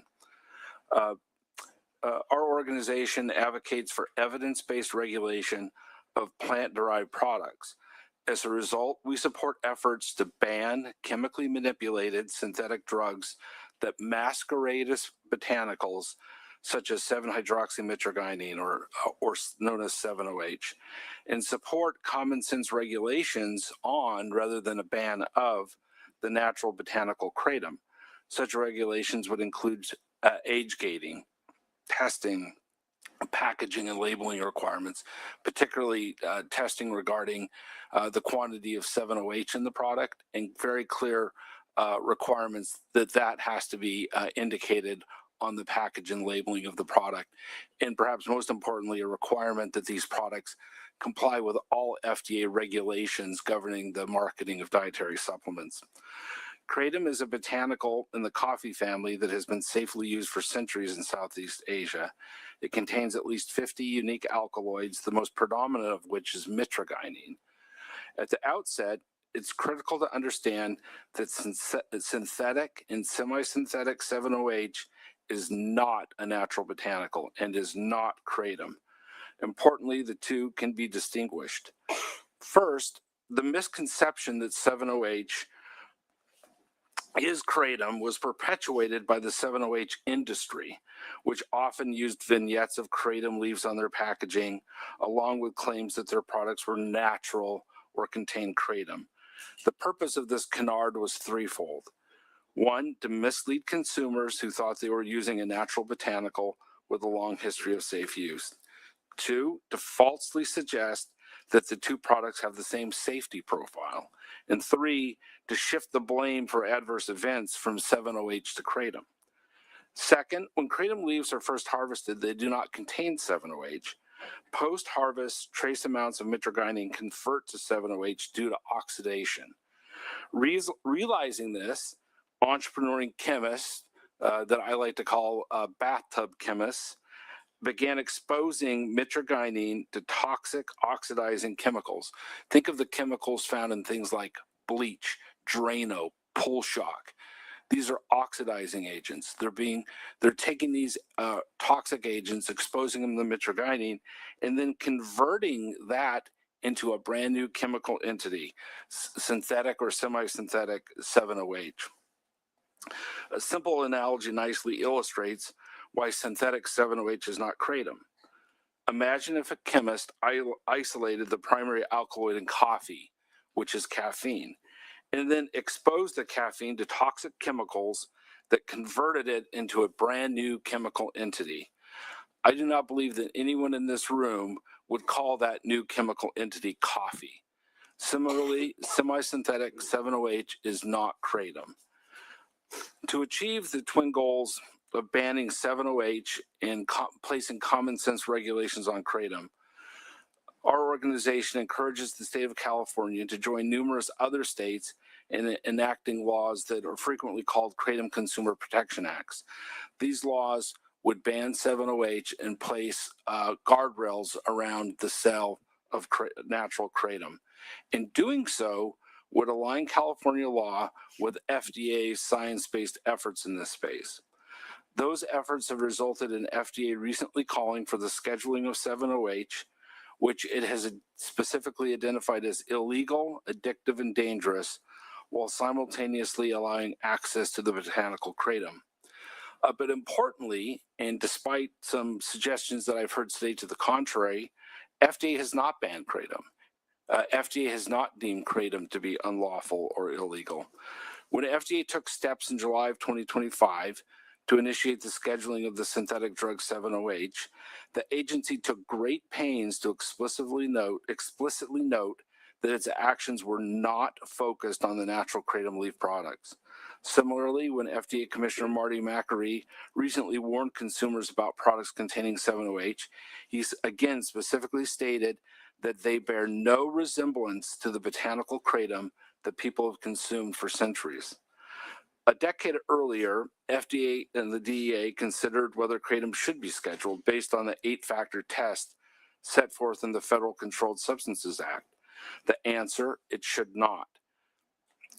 FDA, with the encouragement of Congress, the Department of Health and Human Services, and the National Institute of Drug Abuse, abandoned the idea. Subsequent analyses of the 8 factors have resulted in the same conclusion. Kratom has beneficial effects with a relatively low risk of harm and therefore does not meet the criteria to be scheduled. I think there are some statements on FDA's website that entities who think mistakenly that FDA has banned kratom, including, I believe, the California Department of Public Health, have viewed these isolated statements on FDA's website that are a relic from the time period a decade ago when the FDA was considering and then abandoned the idea of scheduling kratom. And what's important is to note that this issue has come up in several court cases where FDA and Department of Justice lawyers have gone into federal court and had to explain its position on kratom.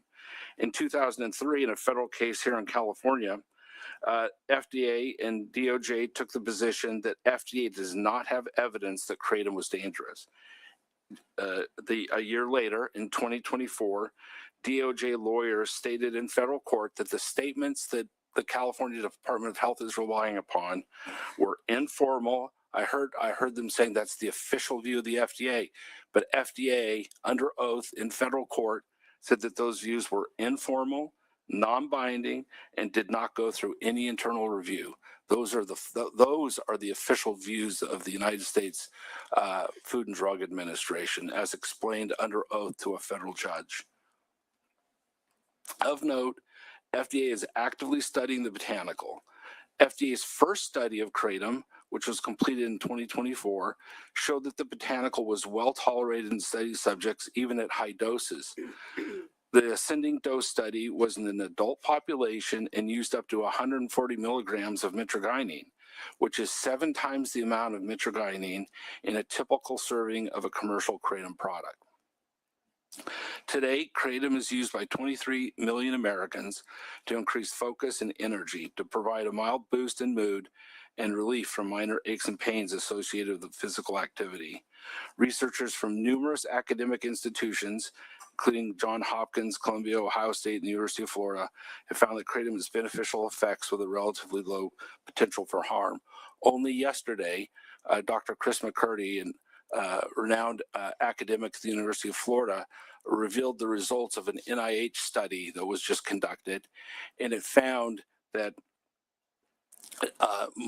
not to their surprise, that 7-OH induced respiratory depression and could be, and that Narcan was successful in dealing with individuals who had overdosed on 7-OH. It found something very interesting about kratom. It found that it actually increased respiratory depression and was unaffected by Narcan, because kratom does not work on opioid receptors and cause respiratory depression like 7-OH. I would welcome the opportunity to answer any questions you may have. Thank you. You may go. Oh, there we go. Hello. Good afternoon, Honorable Chair and committee members. My name is Jackie Subek. I'm the Executive Director of 7 Hope Alliance, a nonprofit dedicated to public education, advocacy, and science on 7-hydroxymitragynine, also known as 7-O, and kratom. I'm here today to protect access for the millions of Californians who are 7-O and kratom consumers. Thank you for holding this informational hearing today. This is exactly what is needed: thoughtful study sessions and more research, not rushing to bans. As we all know, drug policy is complex and public health decisions can have unintended consequences. 2.4 million Californians are using Kratom and 7.0 products. We are working adults, parents, veterans, teachers, and healthcare professionals, many of whom struggle with great pain. Madam Chair, you asked us last year for clinical research on 7.0, and we listened. Our recent research study of 1,521 7.0 consumers shows that 74% use it specifically to manage their chronic pain, often as a safer alternative to more dangerous prescription or street opioids. And further, many more are using these products as harm reduction tools to reduce alcohol use or transition away from illicit drugs or pain pill addictions. The average 7.0 consumer is a 41-year-old working man, often a father, trying to maintain balance, stay employed, and take care of his family. We must put the impacted communities front and center. We are not talking about a hypothetical population. We're talking about Californians who have built a stable wellness routine around these products. When the government abruptly takes away a wellness tool that people rely on, the consequences are not abstract, they are real. Mr. Lowe was correct that you would hear this statistic today, that 17% of 7.0 consumers said that if these products were banned, they would consider suicide. And in fact, the American Kratom Association's survey in 2016, long before 7.0 was even on the market, said the exact same thing. Also, 7.0 for 7.0 consumers, 41% said they would seek it illegally if it was banned, 25% said they would turn to illicit drugs, and 12% said they would go back to alcohol abuse. That is not public safety, that is predictable harm. We are in an age of misinformation, so I'd like to set the record straight on a few headlines. 7.0 deaths are not happening everywhere. Poison control calls are not up. Emergency room visits are not up. This is a manufactured crisis, plain and simple. And even worse is that information released by health agencies is confusing to consumers. When they release data linking 7.0 to polysubstance deaths, when it is clear from the medical examiner reports that each of these people had serious substance abuse and mental health disorders. Kratom and 7.0 are not separate issues. While they are different products, they are both naturally derived from the exact same plant. Kratom's primary alkaloid, metragenine, is naturally metabolized to 7.0H. Every single human being who consumes Kratom will have 7.0 in their body within the hour. You cannot separate Kratom from 7.0, nor can you separate Kratom consumers from 7.0 consumers. Think cannabis flower and cannabis gummies. Same consumers, same plant. Prohibition is not a public health strategy. And so no matter what is said here today, banning one alkaloid in the Kratom plan does not solve anything and is only going to make things worse, likely resulting in an entirely new health crisis for Californians. We have decades of evidence from the U.S. war on drugs that prohibition does not eliminate demand. It eliminates safety. And we're already seeing this dynamic play out. When the state of Florida banned 7.0 last year, overdoses rose by 300% in the first month alone. That is what happens when lawmakers remove a low-risk product from a community that still has pain, still has addiction, and still has demand. The demand doesn't disappear, it just relocates. We do not need to repeat that here, and we do not need to add more crimes to California's books. I want to put risk into context. California regulates products that have real harm. Tylenol kills hundreds of people per year. Alcohol kills millions, and even laundry detergent pods injure thousands of people every year. We do not ban everything that carries risk. We regulate it, we label it, and we package it safely and keep it away from children. Our government should not punish people for how they survive, especially when they're trying to avoid overdose, or relapse. Our number one mission is consumer safety, same as public health, but their current approach of prohibition by enforcement memo has only hurt the consumers by removing access to products they need and rely on. We support immediate and responsible regulations for 7.0 and Kratom, the whole plant, including 21 plus age gating and at point of sale, child safety protections, milligram caps, labeling and packaging restrictions, and mandatory testing. This is a complex issue, and it deserves a thoughtful response grounded in evidence and social reality, not a rushed return to a Reagan-era war on drugs. California should lead with responsible regulation and compassion, not criminalization. This is one plant, one community, and one clear pathway. Regulate the whole Kratom plant for safety. Thank you.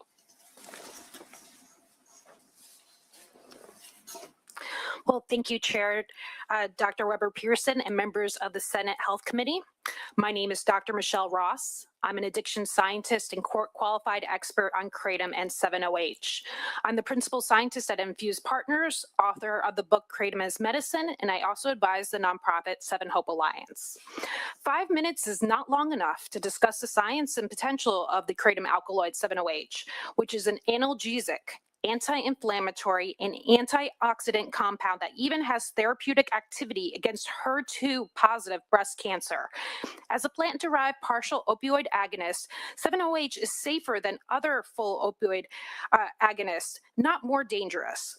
I'd also like to clarify some of the things that have been said today, some of the misinformation that's been spread about Kratom and 7-OH. For example, I really do think that even Kratom risk in 7-OH is being blown out of proportion. The federal database, the SUDORS database, SUDORS, has statistics about what percentage of fatal overdoses in the United States and even by state is associated with Kratom on board. And this doesn't mean Kratom, for example, is a cause of death. It's just on board.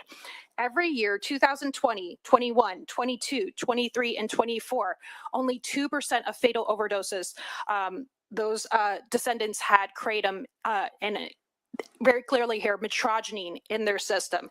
And by the way, since 24% of mitragynine in Kratom is converted into 7-OH, every single one of these deaths where Kratom was acknowledged, obviously they would have 7-OH in their system as well as a metabolite. The number has not gone up over years, even though in 2023, isolated 7-OH products were introduced and would have been considered Kratom products because, again, the differentiator between 7-OH products and Kratom products is actually a false one defined by the Kratom industry, not by the science. So I'd like to say that again, this is sort of what we're seeing here is sort of a manufactured crisis, and it might be in part because there's a lot of confusion over the data. There's a lot of confusion over the papers out there, and I have to say that this is a false narrative separating 7-OH from Kratom and portraying 7-OH as uniquely dangerous while labeling Kratom leaf as safe and natural.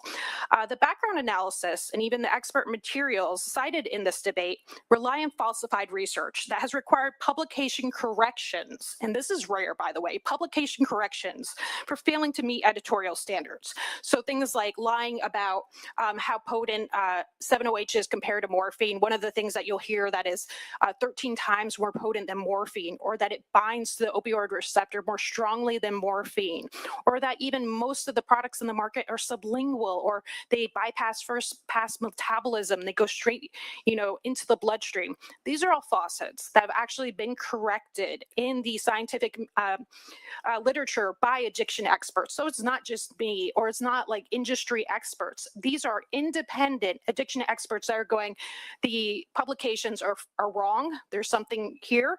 And there's also an ongoing investigation, an ethics investigation at the major Kratom Research Institute in the country right now.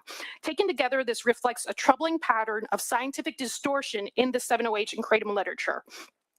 So I really want to say that all these bans that you're hearing about in Orange County, Riverside, Fresno, et cetera, they're reporting some of these inaccurate claims verbatim. This is serious and this is wrong. Californians deserve legislation grounded in accurate science, not in flawed or corrected research. It's also really frustrating. This is the third time that California has tried to, work on Kratom policy. And I think it's really important that we do have a regulatory framework. However, it comes back to the same thing over and over again, that 7-OH is somehow different than Kratom, instead of actually exploring how do we make safe regulations for the people of California, again, over 2.4 million that choose to use these products. So let's have a serious policy discussion instead. The scientific consensus is that there are 3 categories of Kratom products: whole leaf Kratom products like powder or capsules, full spectrum kratom extract products, and kratom alkaloid products, such as isolates, including metrogene or 7-OH. These are not separate products. 7-OH is not a synthetic opioid. It is exactly the same, whether it is found in the kratom leaf, and it is actually found, there are many papers that state this, it is found in the body as a metabolite. It's also found in isolated products. So it's not some Franken, alkaloid that does not exist in nature. It is real and it is the same chemical structure no matter where it comes from. Oxidation can happen via oxygen, via heat, via age. By the way, if you test old kratom, it will have elevated levels of 7-OH and also another metabolite called metrogene pseudoindoxyl. So that's a little snippet for you. Each of these categories of products has distinct regulatory considerations, but none is inherently risk-free, right? All products either contain 7-OH or are metabolized into 7-OH in the body. Physical dependence, withdrawal symptoms, and adverse effects occur across all three categories of products, particularly with high dose, frequent use, or riskier routes of administration, such as drinks, vapes, and sublingual films. It's not the alkaloid that defines risk, especially because metrogene is converted into 7-OH in the body. Again, every kratom product turns into 7-OH.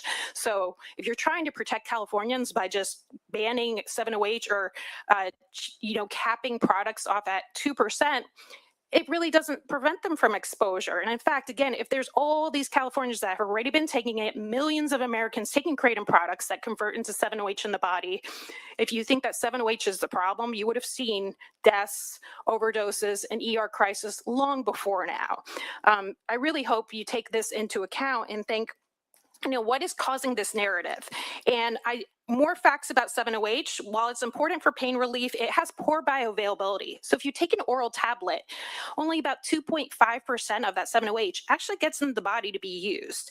Then it actually is less likely to cross the blood-brain barrier than metrogene. Metrogene crosses it very easily. 7-OH doesn't. And so what you're having is a substance that actually can't cross the blood-brain barrier into the parts of the brain like the brainstem that actually impact respiratory depression. So there's a whole bunch of fishy science being thrown about how 7-OH is actually really bad and is going to cause respiratory depression. This comes from IV rodent studies, not from humans. Now, I will not discount the fact that there are some case studies of people who were highly abusing these products and even riskier versions, like, for example, sublingual films, which I do not believe should be sold at all. But for the most part, people taking oral tablets, and especially responsible amounts of them, do not experience respiratory depression, and that's also something we saw with our research. Okay, so the most pressing public health issue here is actually adulterated products. And I know, we may differ with the CDPH on what the definition of that actually is, but an adulterated product, in our opinion, would be a kratom product that actually has other food ingredients in it. For example, a kava and kratom product, or a kratom product that has yohimbine, which is a stimulant. These combinations actually increase toxicity and addiction risk. You might have heard like the little blue bottles of Feel Free, et cetera. Here's, for example, another brand. They come in little shots, right? Easy to drink. Really, that increases the addiction risk, et cetera. These are often marketed as alcohol alternatives. Some have been the subject of substantial legal settlements for deceptive marketing, fooling customers into thinking that there were health drinks marketed on Facebook ads for people with alcohol abuse issues, and they didn't disclose that habit-forming kratom leaf were in them. Those are the products that merit regulatory attention, yet we're not really discussing them. We're only talking about kratom leaf and 7-OH. Why is no one talking about these multi-ingredient kratom products? Well, the two advocates that were representing the kratom industry today are in fact representatives of the adulterated kratom drinks, and their organizations are responsible for the false narrative that 7-OH products are unsafe, to deflect from the dangerous and improperly marketed products that their own vendors sell. Notice how the conversation has been kratom leaf is safe and 7-OH is bad, yet no one is talking about kratom extracts or these adulterated products. It's by design. They've hijacked and manipulated the scientific, media, and policy narrative around kratom, including pushing forward AB 1088. That bill narrowly targets 7-OH while avoiding comprehensive regulation of extracts and multi-ingredient formulations. That selective focus does not align with the pharmacology or risk assessment. If the goal is consumer protection, we need comprehensive regulation, mandatory third-party testing of COAs, accurate alkaloid labeling, defined serving sizes, restrictions on high-risk routes of administration, and enforcement against adulterated products. Okay, and then I just want to mention that it's not the mere presence of 7-OH that determines risk. It's how a product is formulated, labeled, marketed, and consumed. So I really hope that we can have really productive policy discussions in the future that are evidence-based. And I want to thank you for your time and your commitment to evidence-based public health. So thank you. Thank you. And that concludes this panel. I'll see if any of my other colleagues have any questions. If not, I'll go ahead and start. So this is for both Mrs. Subek and Dr. Ross, because in your presentation, you were essentially alluding that Kratom and 7-OH are inseparable. They're the same. And so why do we need 7-OH if they're the same as Kratom? If you don't mind, I'll take that. Okay, so Kratom and 7-OH products are typically taken by people with chronic illness, chronic pain, and a lot of people have issues taking large amounts of Kratom powder, whether it's the powder itself or capsules. For example, to get the same pain relief that you might get from a small 7-OH tablet, you might have to take, say, 12 Kratom capsules. Now, because Kratom's alkaloids act very similar to NSAIDs, where they will burn out your stomach, people that depend on this for pain relief and have to take it multiple times per day because the half-life isn't that long really struggle with stomach pain. And we have consumers that have Crohn's disease, all these different autoimmune disorders, and they go, okay, well, this was working for me, but now I can't take it and I'm struggling. And when 7-OH products came along, they were able to just take one little standardized tablet. It doesn't hurt their stomach as much. So it is very helpful. Also, 7-OH doesn't do exactly the same thing as Kratom, right? Kratom has 50 alkaloids.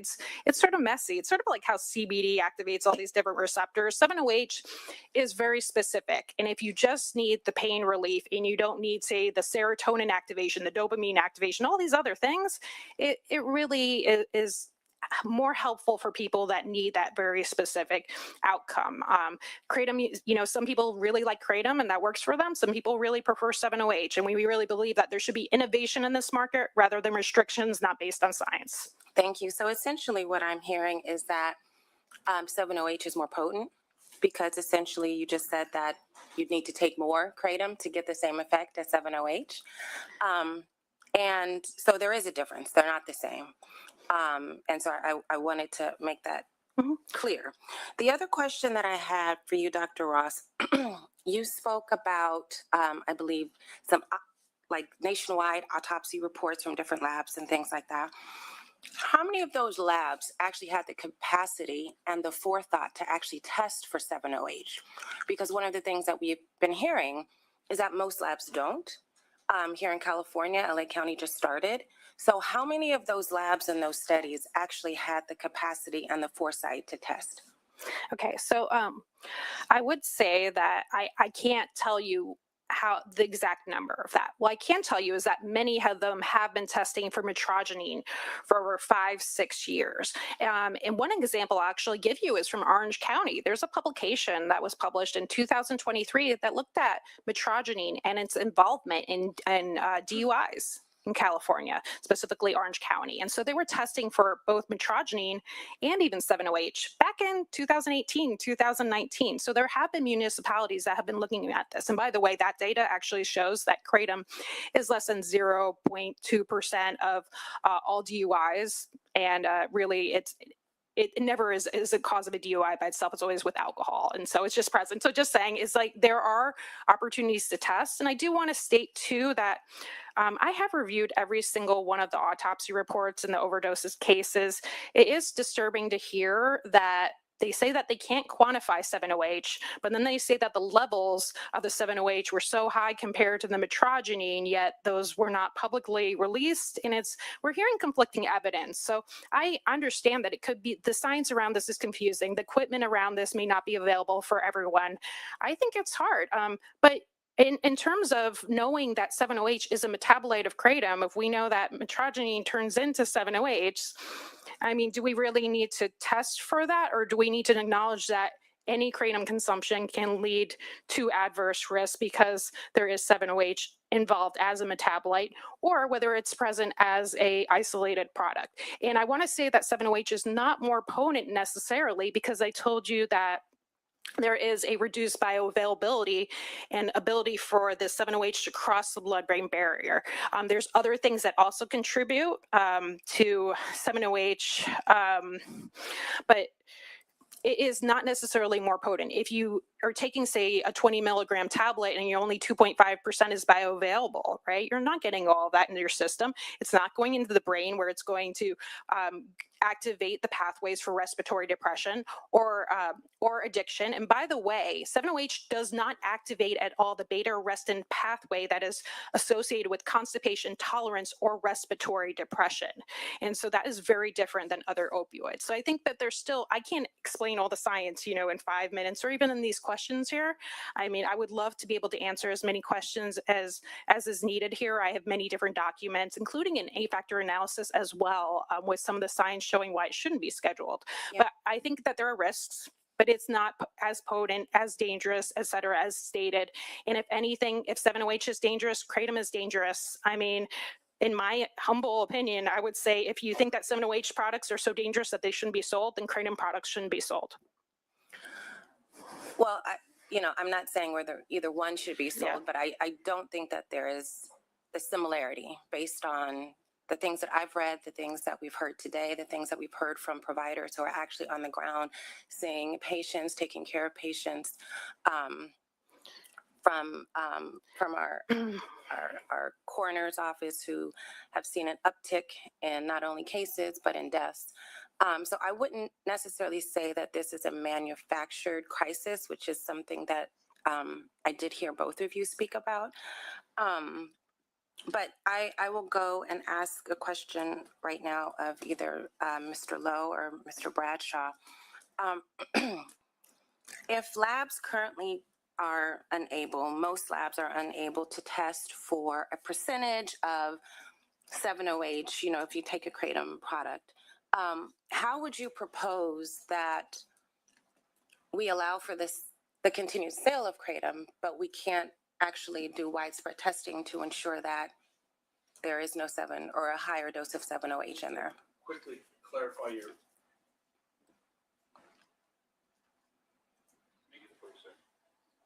Yeah, there we go. You'll do it. Thank you. I was turning it off every time he turned it on. I just want to clarify, there are two different types of testing. You've heard testimony earlier today about how easy it is to test for the presence of mitragynine or 7-hydroxymitragynine in blood as a part of like a toxicology report or as a part of an autopsy, and the point was made that that's sometimes difficult to do in certain environments. But that isn't an issue when you're testing the raw material. There is an approved assay for that. And so if you have a product, say you're marketing a kratom product, you would, if you're following FDA rules and regulations, be using a manufacturer that follows FDA's good manufacturing practices, and you would test the product both in process while it's being made and then the finished process. One of the assays that you ought to be using on the finished product is the amount of 7-hydroxymitragynine, and there is such an assay for that. So it actually is very easy. So if you look at a legitimate kratom product and flip it over, it'll have what's called a supplements facts panel on it, because it's being marketed as a dietary supplement, and it will say right on the label how much 7-hydroxymitragynine is in the product. So in fact, it is possible to know. It's very easy to do. In fact, I will say that just yesterday, the FDA put out a press release announcing that the primary sponsor of their organizations, Vince Saunders from American Shaman, had to recall 7-OH products because they contained 7-OH above what was being reported on the label. So that's all very easy to do. There's a assay. If you're following and complying with FDA rules and regulations, you know you don't have a violative amount of 7-hydroxy in your Kr8tom product. Thank you. Not seeing any further questions. Okay, Senator Caballero. I want to thank you all for your testimony here today. I heard the Kr8tom bill, 7-OH and Kr8tom bill come through public safety, and the testimony in that bill was briefer than you have in a hearing such as this, which is an informational hearing, and I appreciate the discussion and the information. But I have the same feeling. I don't have a question because, quite frankly, I think that there are more questions than there are answers, and that was part of the challenge with the Public Safety Committee, because we were being asked to do something that would make it illegal and would take it off the market entirely. And part of the challenge is that this discussion should be happening very similar as the federal government deals with it at FDA, a real discussion on what are the differences between the two, and what are the impacts of it being unregulated and people doing whatever they want with the products. And we jumped into the whole issue of marijuana use and cannabis without knowing what the medical information was that would make us feel comfortable that it was going to be used appropriately, produced, and then could be regulated by doctors. Doctors would be prescribing the dosages and then looking at the effects of it. And so while I appreciate the information, there's more questions, I think, than answers. And this is part of why I think this committee had to hold this hearing. And it's important information. It is an informational hearing, so that's good. It means I don't have to vote to ban something that I don't understand fully enough to say people that are suffering from chronic pain ought to have some relief. And if it's better than some of the products on the market right now, then why wouldn't we use it? Well, we might not use it in all of its form, and there might be a use that makes sense. And so I'm hoping that at some point we can move towards that kind of a framework. But I really do think there's way too many questions. I appreciate your testimony here today. Didn't solve it for me one way or another. I was hoping I'd come out thinking, okay, now I know what we ought to do. Thank you, Madam Chair. Yeah, thank you. All right, well, like to thank this panel. And Dr. Ross, one further thing. Could you please, you stated none of the studies cited, that the studies cited had to be corrected and retracted. Can you please provide that information to my office or the health committee so we can review that? I'd be happy to. Thank you. Thank you. Thank you all so much. We will now move to our public comment section. As I stated at the top. All right, I'm going to turn that speaker down for a moment. So they're going to have public testimonies, which is really good. We're not going to have time to watch them all. I wanted to play this whole part we just watched because it was so interesting on all sides. Any thoughts from you?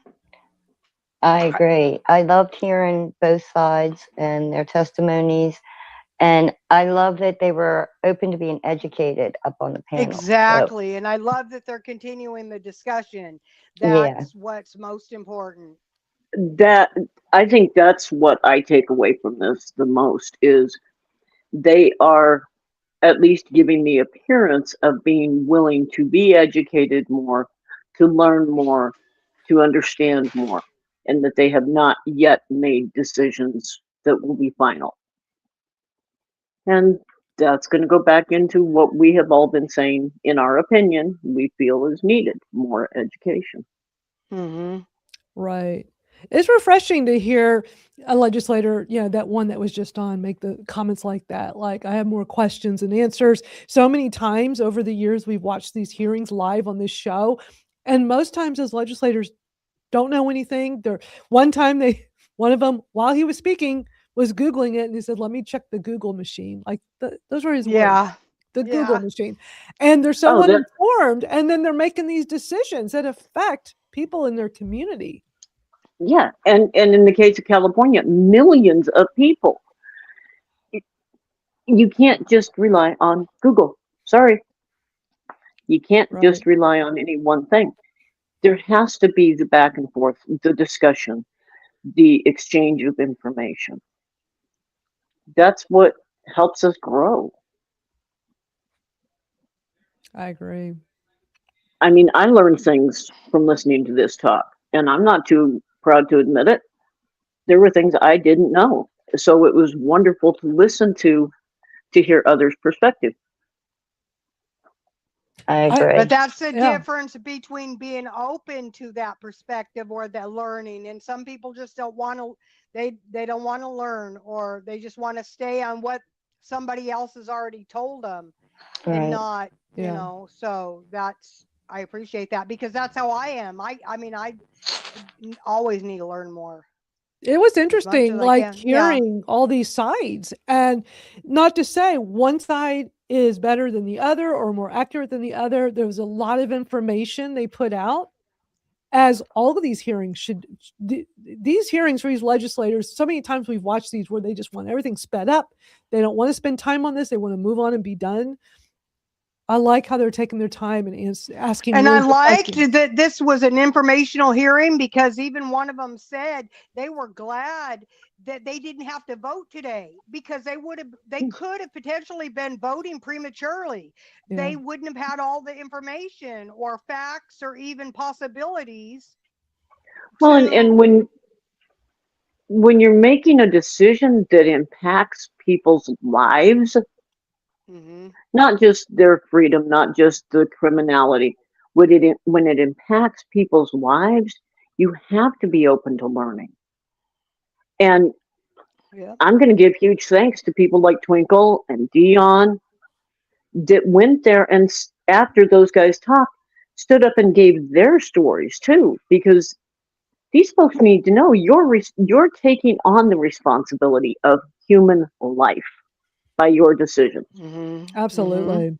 Yeah, we're going to watch a handful of these testimonies from, you know, our friends in the community, Dion, Marcel, Jordan, Twinkle. It was really great seeing all the familiar California faces that took the time. I know Jordan had posted on TikTok saying it was a 7-hour drive. Him and his dad went. His parents are Kratom consumers too, and I love that he's been bringing his dad with him. His dad is really good at this, with sharing his experience. Yes, and in California, for this particular hearing, everybody was given, for the testimonies of consumers, was given 1 minute. They had said they were going to devote an hour to public testimony. So we don't have time to watch them all. It's not quite an hour. It's about 30 minutes of testimony, but I'm gonna just start where it's leaving off here with Dion, and we'll go through. And we'll see Twinkles later.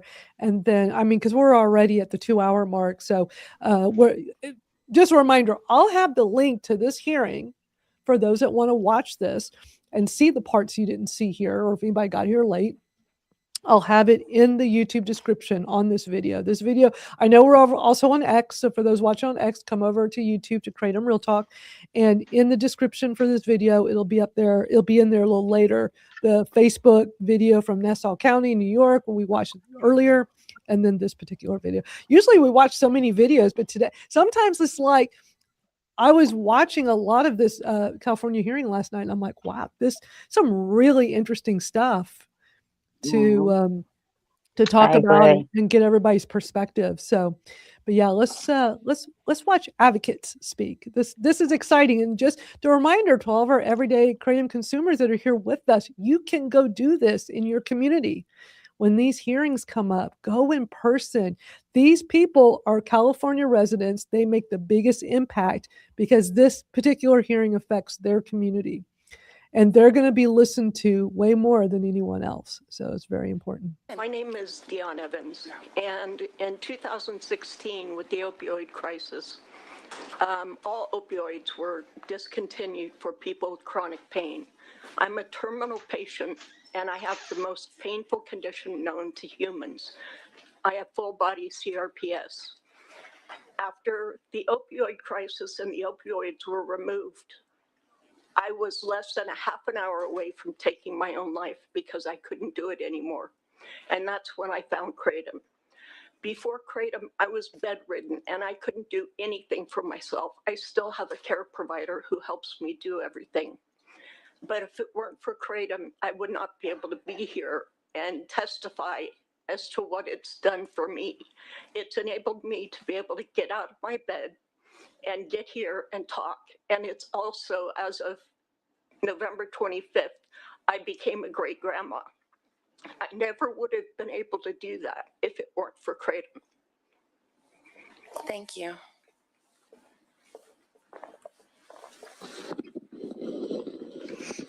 Thank you. Good afternoon, Chair and members of the committee. My name is Marcel Smith, and I live in Woodland, California. I am a disabled Army veteran who uses plain leaf Kratom as part of managing chronic pain and supporting my overall stability and well-being. It is not a cure, and it does not eliminate my pain. I still struggle, but it helps me maintain balance and function in daily life. I have taken the same consistent amount for nearly 9 years this April, actually.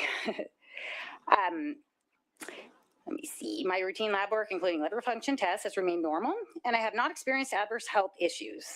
I support reasonable regulation that ensures product safety, accurate labeling, and age restrictions. Consumers deserve protection, quality standards, and transparency so they can make informed decisions. As policymakers considering this issue, I encourage a balanced approach that prioritizes consumer safety while recognizing the real-world impact on people who rely on responsibly manufactured products. And yeah, I just want to talk a little bit real quickly. You have 5 seconds. I'm a veteran, and without it, I don't know what I would do. Plain leaf specifically, not the 7-OH. Thank you. Hello, how's it going? I have a speech impediment, so if I stutter, I apologize. But so Kratom's been used in America since soldiers came back from Vietnam. A lot of these issues didn't happen until 7-hydroxy came onto the market. There's actually been over 450 published studies on Kratom. I think it's higher now, probably around like 500. A lot were done by the University of Florida, Dr. Chris McCurdy, National Institute of Drug Abuse. So what I'm saying is that the plain leaf is not a new thing whatsoever. Also in 2016, the DEA had the opportunity to schedule Kratom, but they refused to do so. Also, the World Health Organization said that Kratom does not meet the criteria for scheduling. Also, too, the FDA in 2024 said that that Kratom appears to be safe. It was published in Bloomberg, I believe it was. Also, too, the FDA commissioners clearly stated that they're not targeting the natural leaf, only the synthetics. I'm also in the industry itself. I've been approached by several 7-OH companies to sell their products, and I have refused to do so. The leaf saved my life. I was a heroin addict for a very long time, and Kratom saved my life. Now I'm married with 5 kids, and I know a lot of people that went down the route of 7-OH that wish they never did, and I'm sorry to anyone here that gets benefit from it. This is just what I've personally seen in my own life. 7-OH and Kratom are two very different things. 7-OH is not natural to Kratom. It's called 7-hydroxymetragine because it used to be metragine, but due to oxidation or metabolism, it turns into it. It's not natural to the leaf itself. Thank you so much. Thank you. Hi, my name is Art Richard. I'm very thankful for how considerate you guys have been with everything you've been hearing and you've been listening to everything said. I use Kr8tom as a supplemental with my regular vitamins because I've had issues with anxiety most of my life. I have 6 older sisters, so that might be part of it. But I've been taking half a tablespoon for 8 years. Never had to increase it. Still does the same job. I know dozens of people who take Kr8tom who it's not to get high. No one gets high from Kr8tom. I mean, I think the amount to get high would probably be pounds, which no one's going to spend that money and you would throw up before you actually see anything. So please don't throw the baby out with the bathwater. We agree with your position now to schedule leaf Kr8tom, and that's the main thing. Don't mix the two together with the hydroxy. Thank you. Thank you. All right, I'm going to skip ahead because, again, we don't have time to do them all. So let me see if I got the right spot.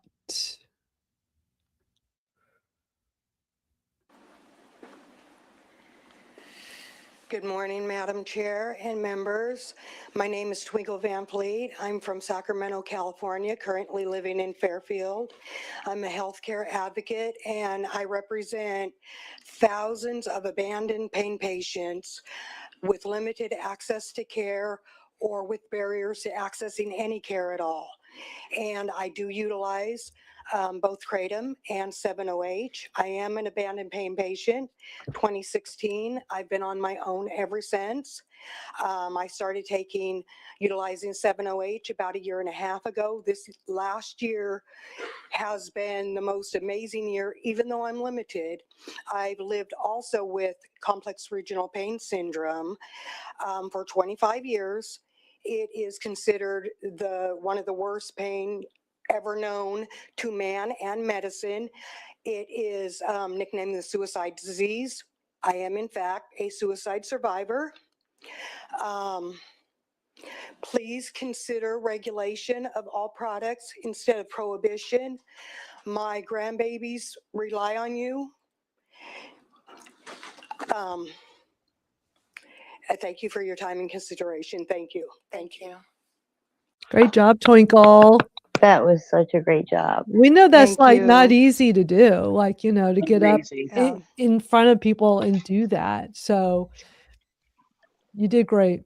We're proud of Thank you. And to be Thank you. I standing, appreciate you. my legs would probably give out. But then to be looking Yep. at them and making eye contact, I think is just great. I haven't gotten there yet, so that was great. Yep. Thank you.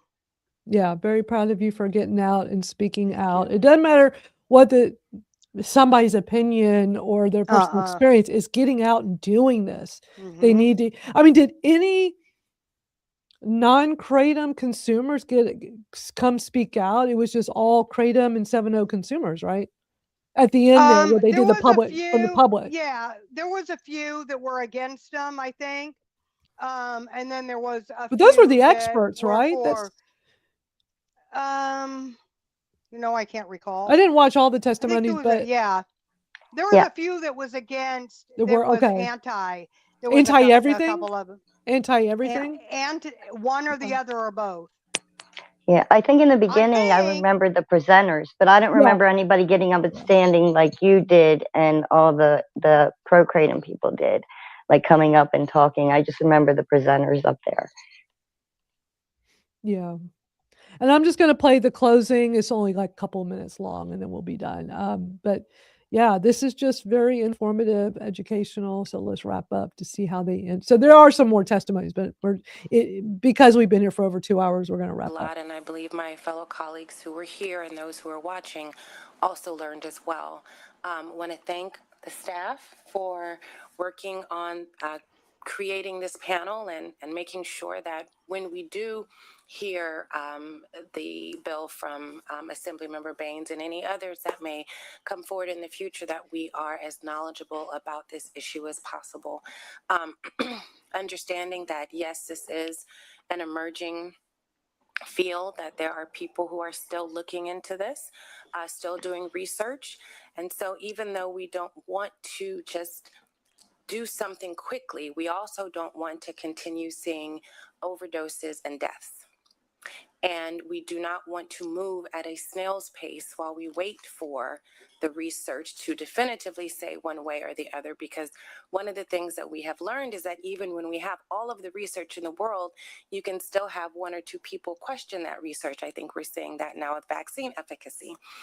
So there will always be people within the field that have differing opinions, but when we start seeing a trend in something with the addition of something new, recognizing that whole leaf kratom has been around for a long time, but we are now seeing an uptick in those who have become addicted, those who are succumbing to that addiction through death. It is our duty to look into it and our duty to figure out what is it that we can do to protect the residents here in California, acknowledging the benefits, but also looking at some of the potential harms. And so with that, I thank you all so much for coming and participating, and look forward to seeing you at our next health informational hearing. Okay, there you go. I wish there were just more of these, where these communities and these states, like, let's have these informational hearings. Let's not be so quick to ban things. Let's hear from the experts and the constituents. I agree. I agree. And I also think, stop big brothering all of us. Yeah. And I was there with Seven Hope Alliance, and I am proud to have been there with Seven Hope Alliance. I couldn't be on the other side because I utilize them both, and I don't even think that there should be sides. But and they were very accommodating both times. I do have disabilities, and I have narcolepsy, and I have, the CRPS in my legs. So I am very slow on my legs, and they would have literally had me transported from one location to another. I didn't need that, but they were going to, and it was as a backup if I would have needed that. I'm a slow walker. I can in fact walk, but I'm slow. They walked with me and didn't leave me behind, just walk by myself type of thing, Right. which is often what happens to me in the world, because I think I'm fast. I think that I've got to the point that I'm just right there with everybody else, but I'm not. And so I'm just grateful for that. And to me, in my heart, I am on both sides. Right. But sometimes I'm constantly, kind of being shifted to where I can't be on ours. I'm on the other one, but I'm absolutely proud of being there in that situation. So I'm not gonna, let anybody, hurt me in that regard. So. Well, I'm also really impressed with what Seven Hope is doing and how they've been able to get everything that they have together and all of you together to get out there and advocate. I think they're doing a great job. And like I keep saying, most of the 7OH advocates are first and foremost plain leaf kratom advocates, first and foremost. Yep. And they just found that little extra nibble that helps them get to do the extra things, like going to talk like you are. Yes. And I'm so proud of you. Thank you. I appreciate you all, and very grateful and appreciative. And so thank you. All of you. Yeah. Well, there's definitely a difference between people with addiction issues versus people that are consuming products responsibly, whether it's natural kratom, whether it's 7OH, whether it's, our everyday products on the shelves. I consume too much chocolate. I'm not afraid to admit that. I mean, I probably shouldn't eat as much chocolate as I do, but I like it and it makes me feel good. So, we're all responsible adults. It's just making sure people are educated, not letting kids have access to things they shouldn't have access to. I mean, if everything is always about the kids, get the alcohol out of reach of kids. Thank you. Yep. It's everywhere. Yep. Do something about it. But no, because big lobby is not going to let that happen. Could you imagine? Like, let's put alcohol behind a counter and only in specialty shops or places where, where a kid could not get access. And in California, I mean, I don't know about the other states. Well, I do know my mom's state, which was Georgia. You know, they're like sundown. They stop. But here, alcohol's on every up and down the grocery aisles, and it's both hard and beer. I mean, it's not kept away from kids. Kids are still walking down those aisles in the grocery store. Those aren't blocked off or separate adult-oriented aisles Right. for the kids. It's just right there. And then How many times do we see beer runs? Yep. Mm-hmm. Yep. Mm-hmm. Mm-hmm. Yep. And in Delaware, they didn't sell it on Sundays, but they had to overturn that, make a rules, and now they can sell it on Sundays. You know, it just I just don't understand it. I don't understand the grocery stores because it's not like that here. Yeah. See, and for moms, it wasn't either. Yeah. With me, I'm a smoker. I wish I wasn't. I've been trying to quit for 5 years. It is the hardest thing I have ever done. Mm-hmm. But And I'm even coming so, up on 4 I can't. years. Yeah, I can't buy cigarettes without providing an ID and going to a store that sells them that restricts access. So not everybody can get cigarettes. Exactly. I mean, I can't even take my adult daughter, who is 40 years old, in the car with me to buy them if I go through the drive-through if she doesn't have her ID with her. Even if I'm the one buying them. Why can't we do the same thing with every other product? Mm-hmm. Well, I actually don't think that Extracts or 7-0 need to be in any corner store, 7-Eleven, or anything like that anyway. So, No, you know, and I think most of the should not 7-0 advocates feel the same. They do. Everybody that I've spoke to, I mean, I guess unless they're using it for something else and they just don't care where it is. But I've not heard anybody like that just thinks that it should be anywhere. So, and I don't know a lot of people. I mean, I don't, you know, really frequent the boards and stuff, but the ones I have, mostly on the chronic pain side of it, is everybody's on the same, and even the people that I just joined with just on Wednesday, they're the same thing. Everybody seems to be, I mean, we're all on the same page.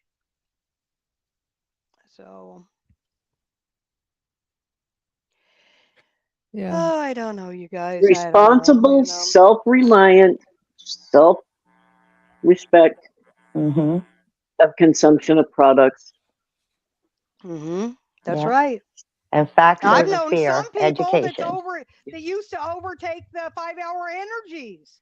You know, some people would do that, drink those all day long, or the energy shots, the energy drinks. I used to drink them a couple decades ago, probably a few times a week. And nowadays, past 10 years, every once in a while, you know, I might add some to a diet soda during the summer, especially when it's so hot out, but I can't drink them anymore. But people do overconsume them is all I'm saying. You know, you probably shouldn't have more than one a day. And there's people that drink them all day. So. Yeah. Well, this has been a great show today. Yeah, 2 hours and 22 minutes of wow. And everybody stays with us through the whole thing too. I just love that. We appreciate our hundreds of viewers, although we're not quite at 100, but today yet we will with replays. But you know, we appreciate all the people in our community that you know, like to learn more and educate themselves. I mean, we're not talking about anything you can't go look up online. We're not playing any videos you can't watch publicly. So, you know, the information is out there. You just have to look for it. Yeah, we're just giving our opinions on it, you know. So, Yes, dear. Yeah. Oh, I see a puppy. Yeah, he says, "Okay, you ignored me long enough." Right. Right. It's like it's time. Well, we've wrapped up. We're good. There's your cameo. Oh, what a cutie.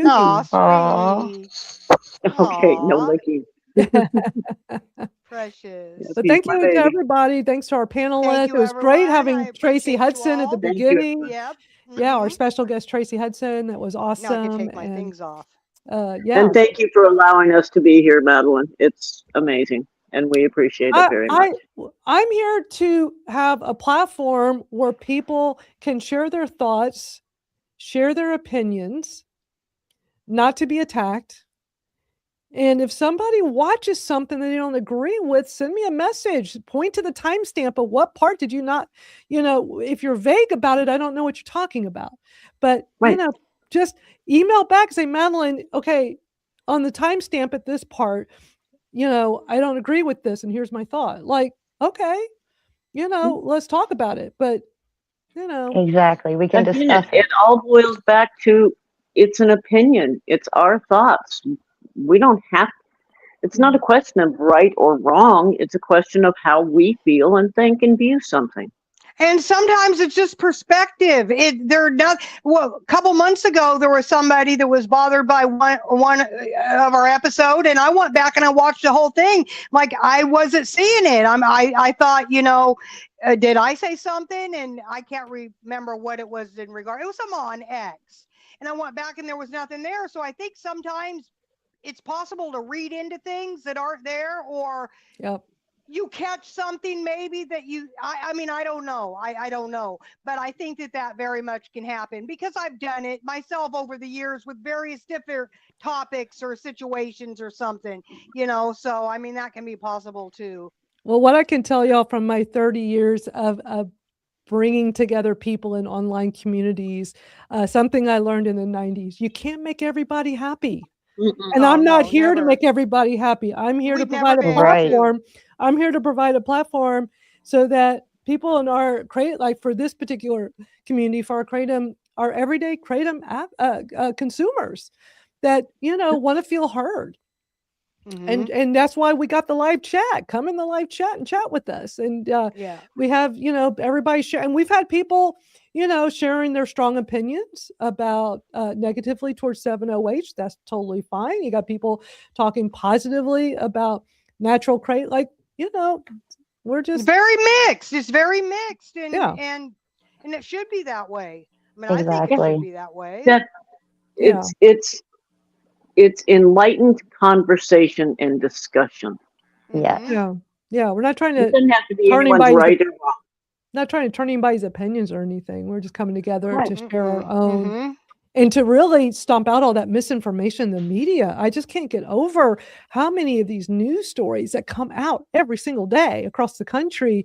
And the one that always gets me the most is like demonizing 7OH, but showing natural Kr8tom products the whole time. It's like, that's not 7OH. Why are you showing a bag of natural Kr8tom? Why are you showing Kr8tom capsules? Why are you showing tea? But they're talking about 7OH. And I get bothered by the heroin reference because, first of all, way before 7O was ever out, they said the same thing about Kr8tom, and we knew that wasn't true, but they said the same thing. They still called it gas station heroin and everything else. It's like they use the same narrative and just the product is different. And for me, it absolutely is not. I have never taken heroin in my life, so I couldn't compare it to that. But I know damn well what I've heard, that I am not under the influence of something like heroin. And so, and it also is not 13 times or 50 times stronger than morphine. Now, maybe if somebody abused it, but I'm not talking about abuse.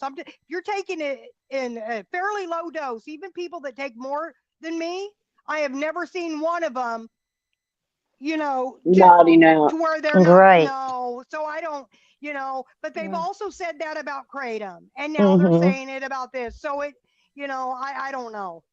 But something else that I really respect about this show is knowing that I don't know everything and having questions asked that I can't answer yet. I love that because it shows that every one of us have things we may not know yet. Right. Absolutely. We always will. Here's another chance for me to go learn something that I didn't know I didn't know. Exactly. I love that. And I'm not afraid to say, I don't know yet. I love that. Me too. All the time. For sure. Same. Well, great hanging out with you all today. Appreciate y'all's Yes, time. great hanging out Oh, it with was a you. great day. And just a It's truly a reminder, privilege. what's that? It's too late for what? Truly a privilege. Oh, we're so glad. I'm so glad we met, and definitely recommend going over to Robin's site over at Botanical Advocacy and Education at botanicalae.org. So much amazing information for grassroots kratom advocacy. I think is so great. And because And we are about all plants. And wait, say it again. What's that? We are about all plants, all botanicals. All botanicals. Right. I like that. Yep. I like that love about that. I like that about what y'all do. Mm-hmm.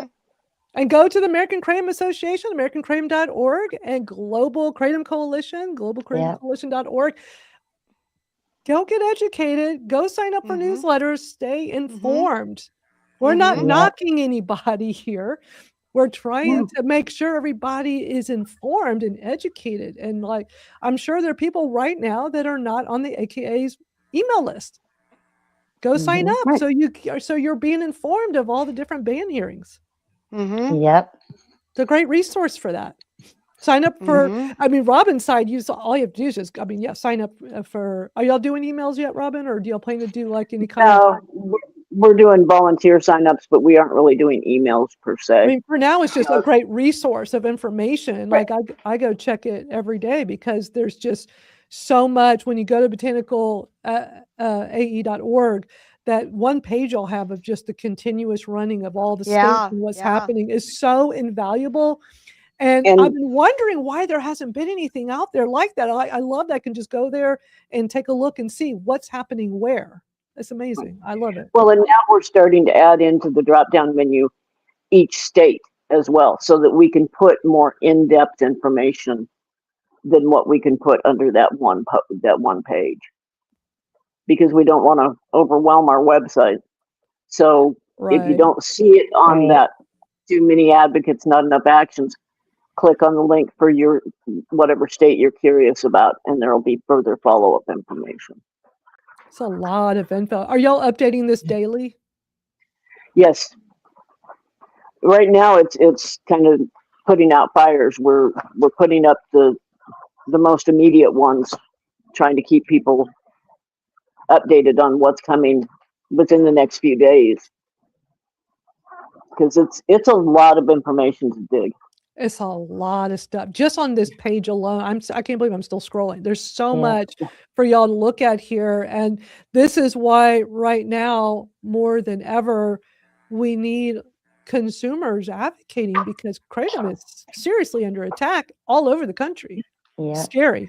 And the big thing that we keep saying is, if you go to our page or you go to anyone's page and you don't see something that you are concerned about, say something, because we may not know yet.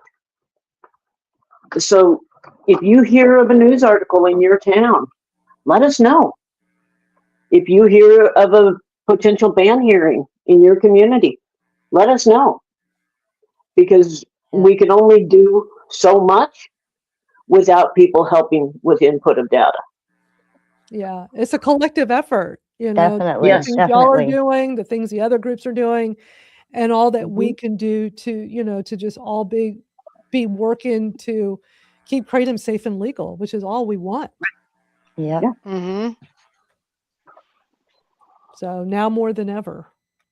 Yes. I mean, this is like a bigger threat than the whole 2016 thing. Oh, much bigger. And that was a scary time. I wasn't even a consumer yet, but when I learned all about, the DEA trying to do a 30-day, like in 30 days, we're going to ban this. And how everything changed so quickly. Yeah, and now it's every few hours we're hearing about a new town, a new state action, a new county action. It's crazy.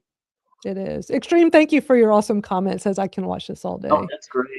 Appreciate that. We love doing this. I mean, y'all, nobody pays us to do any of this stuff. We're not part of any like arm of a group or anything. We're just passionate advocates who come together that want to help discuss what we're uncovering and finding out and sharing opinions. And like y'all said, I'm learning from y'all. We all learn from each other. It's very enlightening. So we're going to wrap up here. We've been here for 2.5 hours. Thank you, Madeline. Thank you, Venus. Thank you, Twinkle. You guys are rock stars. Thank you, Robin and Venus. Thank you. And we Madeline. appreciate all the stuff everybody's doing. Y'all are all thank you all. doing lots, and all the other advocates around the country that are stepping up and doing things. Yes. Everybody's I appreciated. mean, Matt came from South Africa. That's pretty special. Wow. That what? Say it again. That what? Matt from GKC. Yeah. From South Africa. Right. I know. I was like, oh, he's there in person. Yeah. That's a very long. I always think when I was watching his testimony last night, I'm like, oh, he took a long plane ride to get there. Wow. Yeah. And it shows the dedication that people have to this fight. Yeah. Yeah. Extreme's asking about the link to the hearing in California. So we're about to end here. So give me a few minutes after we end this live stream, and here on YouTube, I will put the link in the YouTube description, the description for this video. I'll put the link to that in there. So just give me a few minutes and I'll get it in there. It is really worth watching the whole thing. I'm definitely going to go back to the earlier presenters, the anti-Kratom presenters, I guess it was scientists and experts and stuff. I'm not entirely sure. It was a long part, so I didn't have time to watch it all. So it was. I can't remember what they exactly were, but I'm sure they were like doctors and things like that. In the state, in California, like California. Yeah. Usually it's people that would lose money if Kratom were legal. And Venus, big shout out to you, because Venus a lot of behind the scenes here, and Venus put together the timestamps for everything on the California, so I could easily go through and see, because this is a lot of work and very time consuming, and it made it so much easier, Venus, with you like directing me to like where the different times of who speaks and what, so I can easily go through it. And appreciate you. So thank you for being what did I say last week, super duper advocate. Like, above she is too, super like duper. Next level. Thank you. I enjoy doing it because it's nice to hear the positive again, because I usually don't listen to the antis again, but to be able to listen to the positive again, I get the advocacy high all over again, you know? Yeah. Yeah, we definitely need to add a couple zeros to your paycheck. Even though we all have zero paychecks, it's great to add a couple more zeros. Well, this has been so much fun. All right.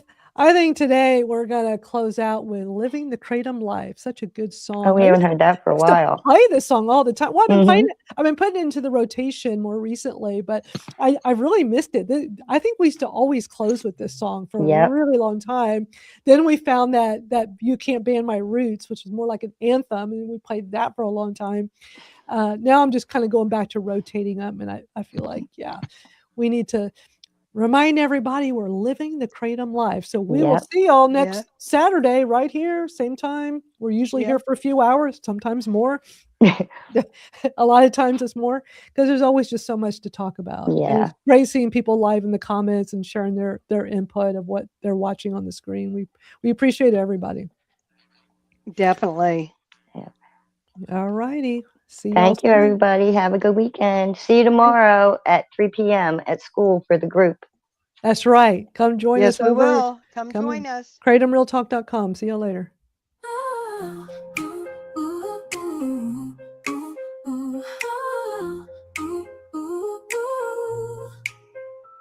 Woke up today feeling light.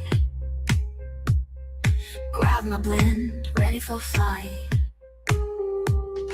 Green mango, it's my start. Red barley to calm my heart. From dawn to dusk, I'm feeling free. With every leaf from the kratom tree, I take my dose, I feel alive. Yeah, I'm living the kratom life. Oh, I'm living the kratom life. So wild, every day I'm feeling revived. Capsules packed with nature's flow. Herbal realm, you already know. White flame pain when I need the drive. It's the power that makes me thrive. Mix it up, I found my way. Living the Kr8tom life every day.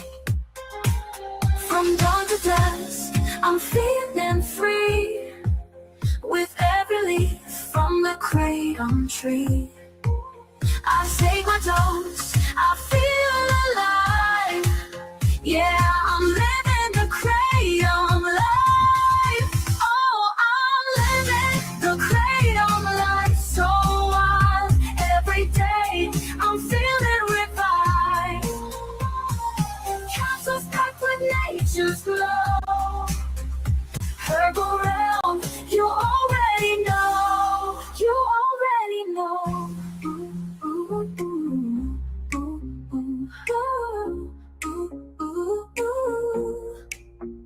When the day is long, I feel the strain. I know that Kr8tom eases the pain. So I take my blend and I rise. With herbal realm, I touch the skies. Oh, I'm living the Kr8tom life. So wild, every day I'm feeling revived. Capsules packed with nature's glow. Herbal realm, you already know. Yeah, I'm living the Kr8tom life. Ooh, ooh, ooh, ooh, ooh, ooh, ooh, ooh. When the day is long, I feel the strain. I know that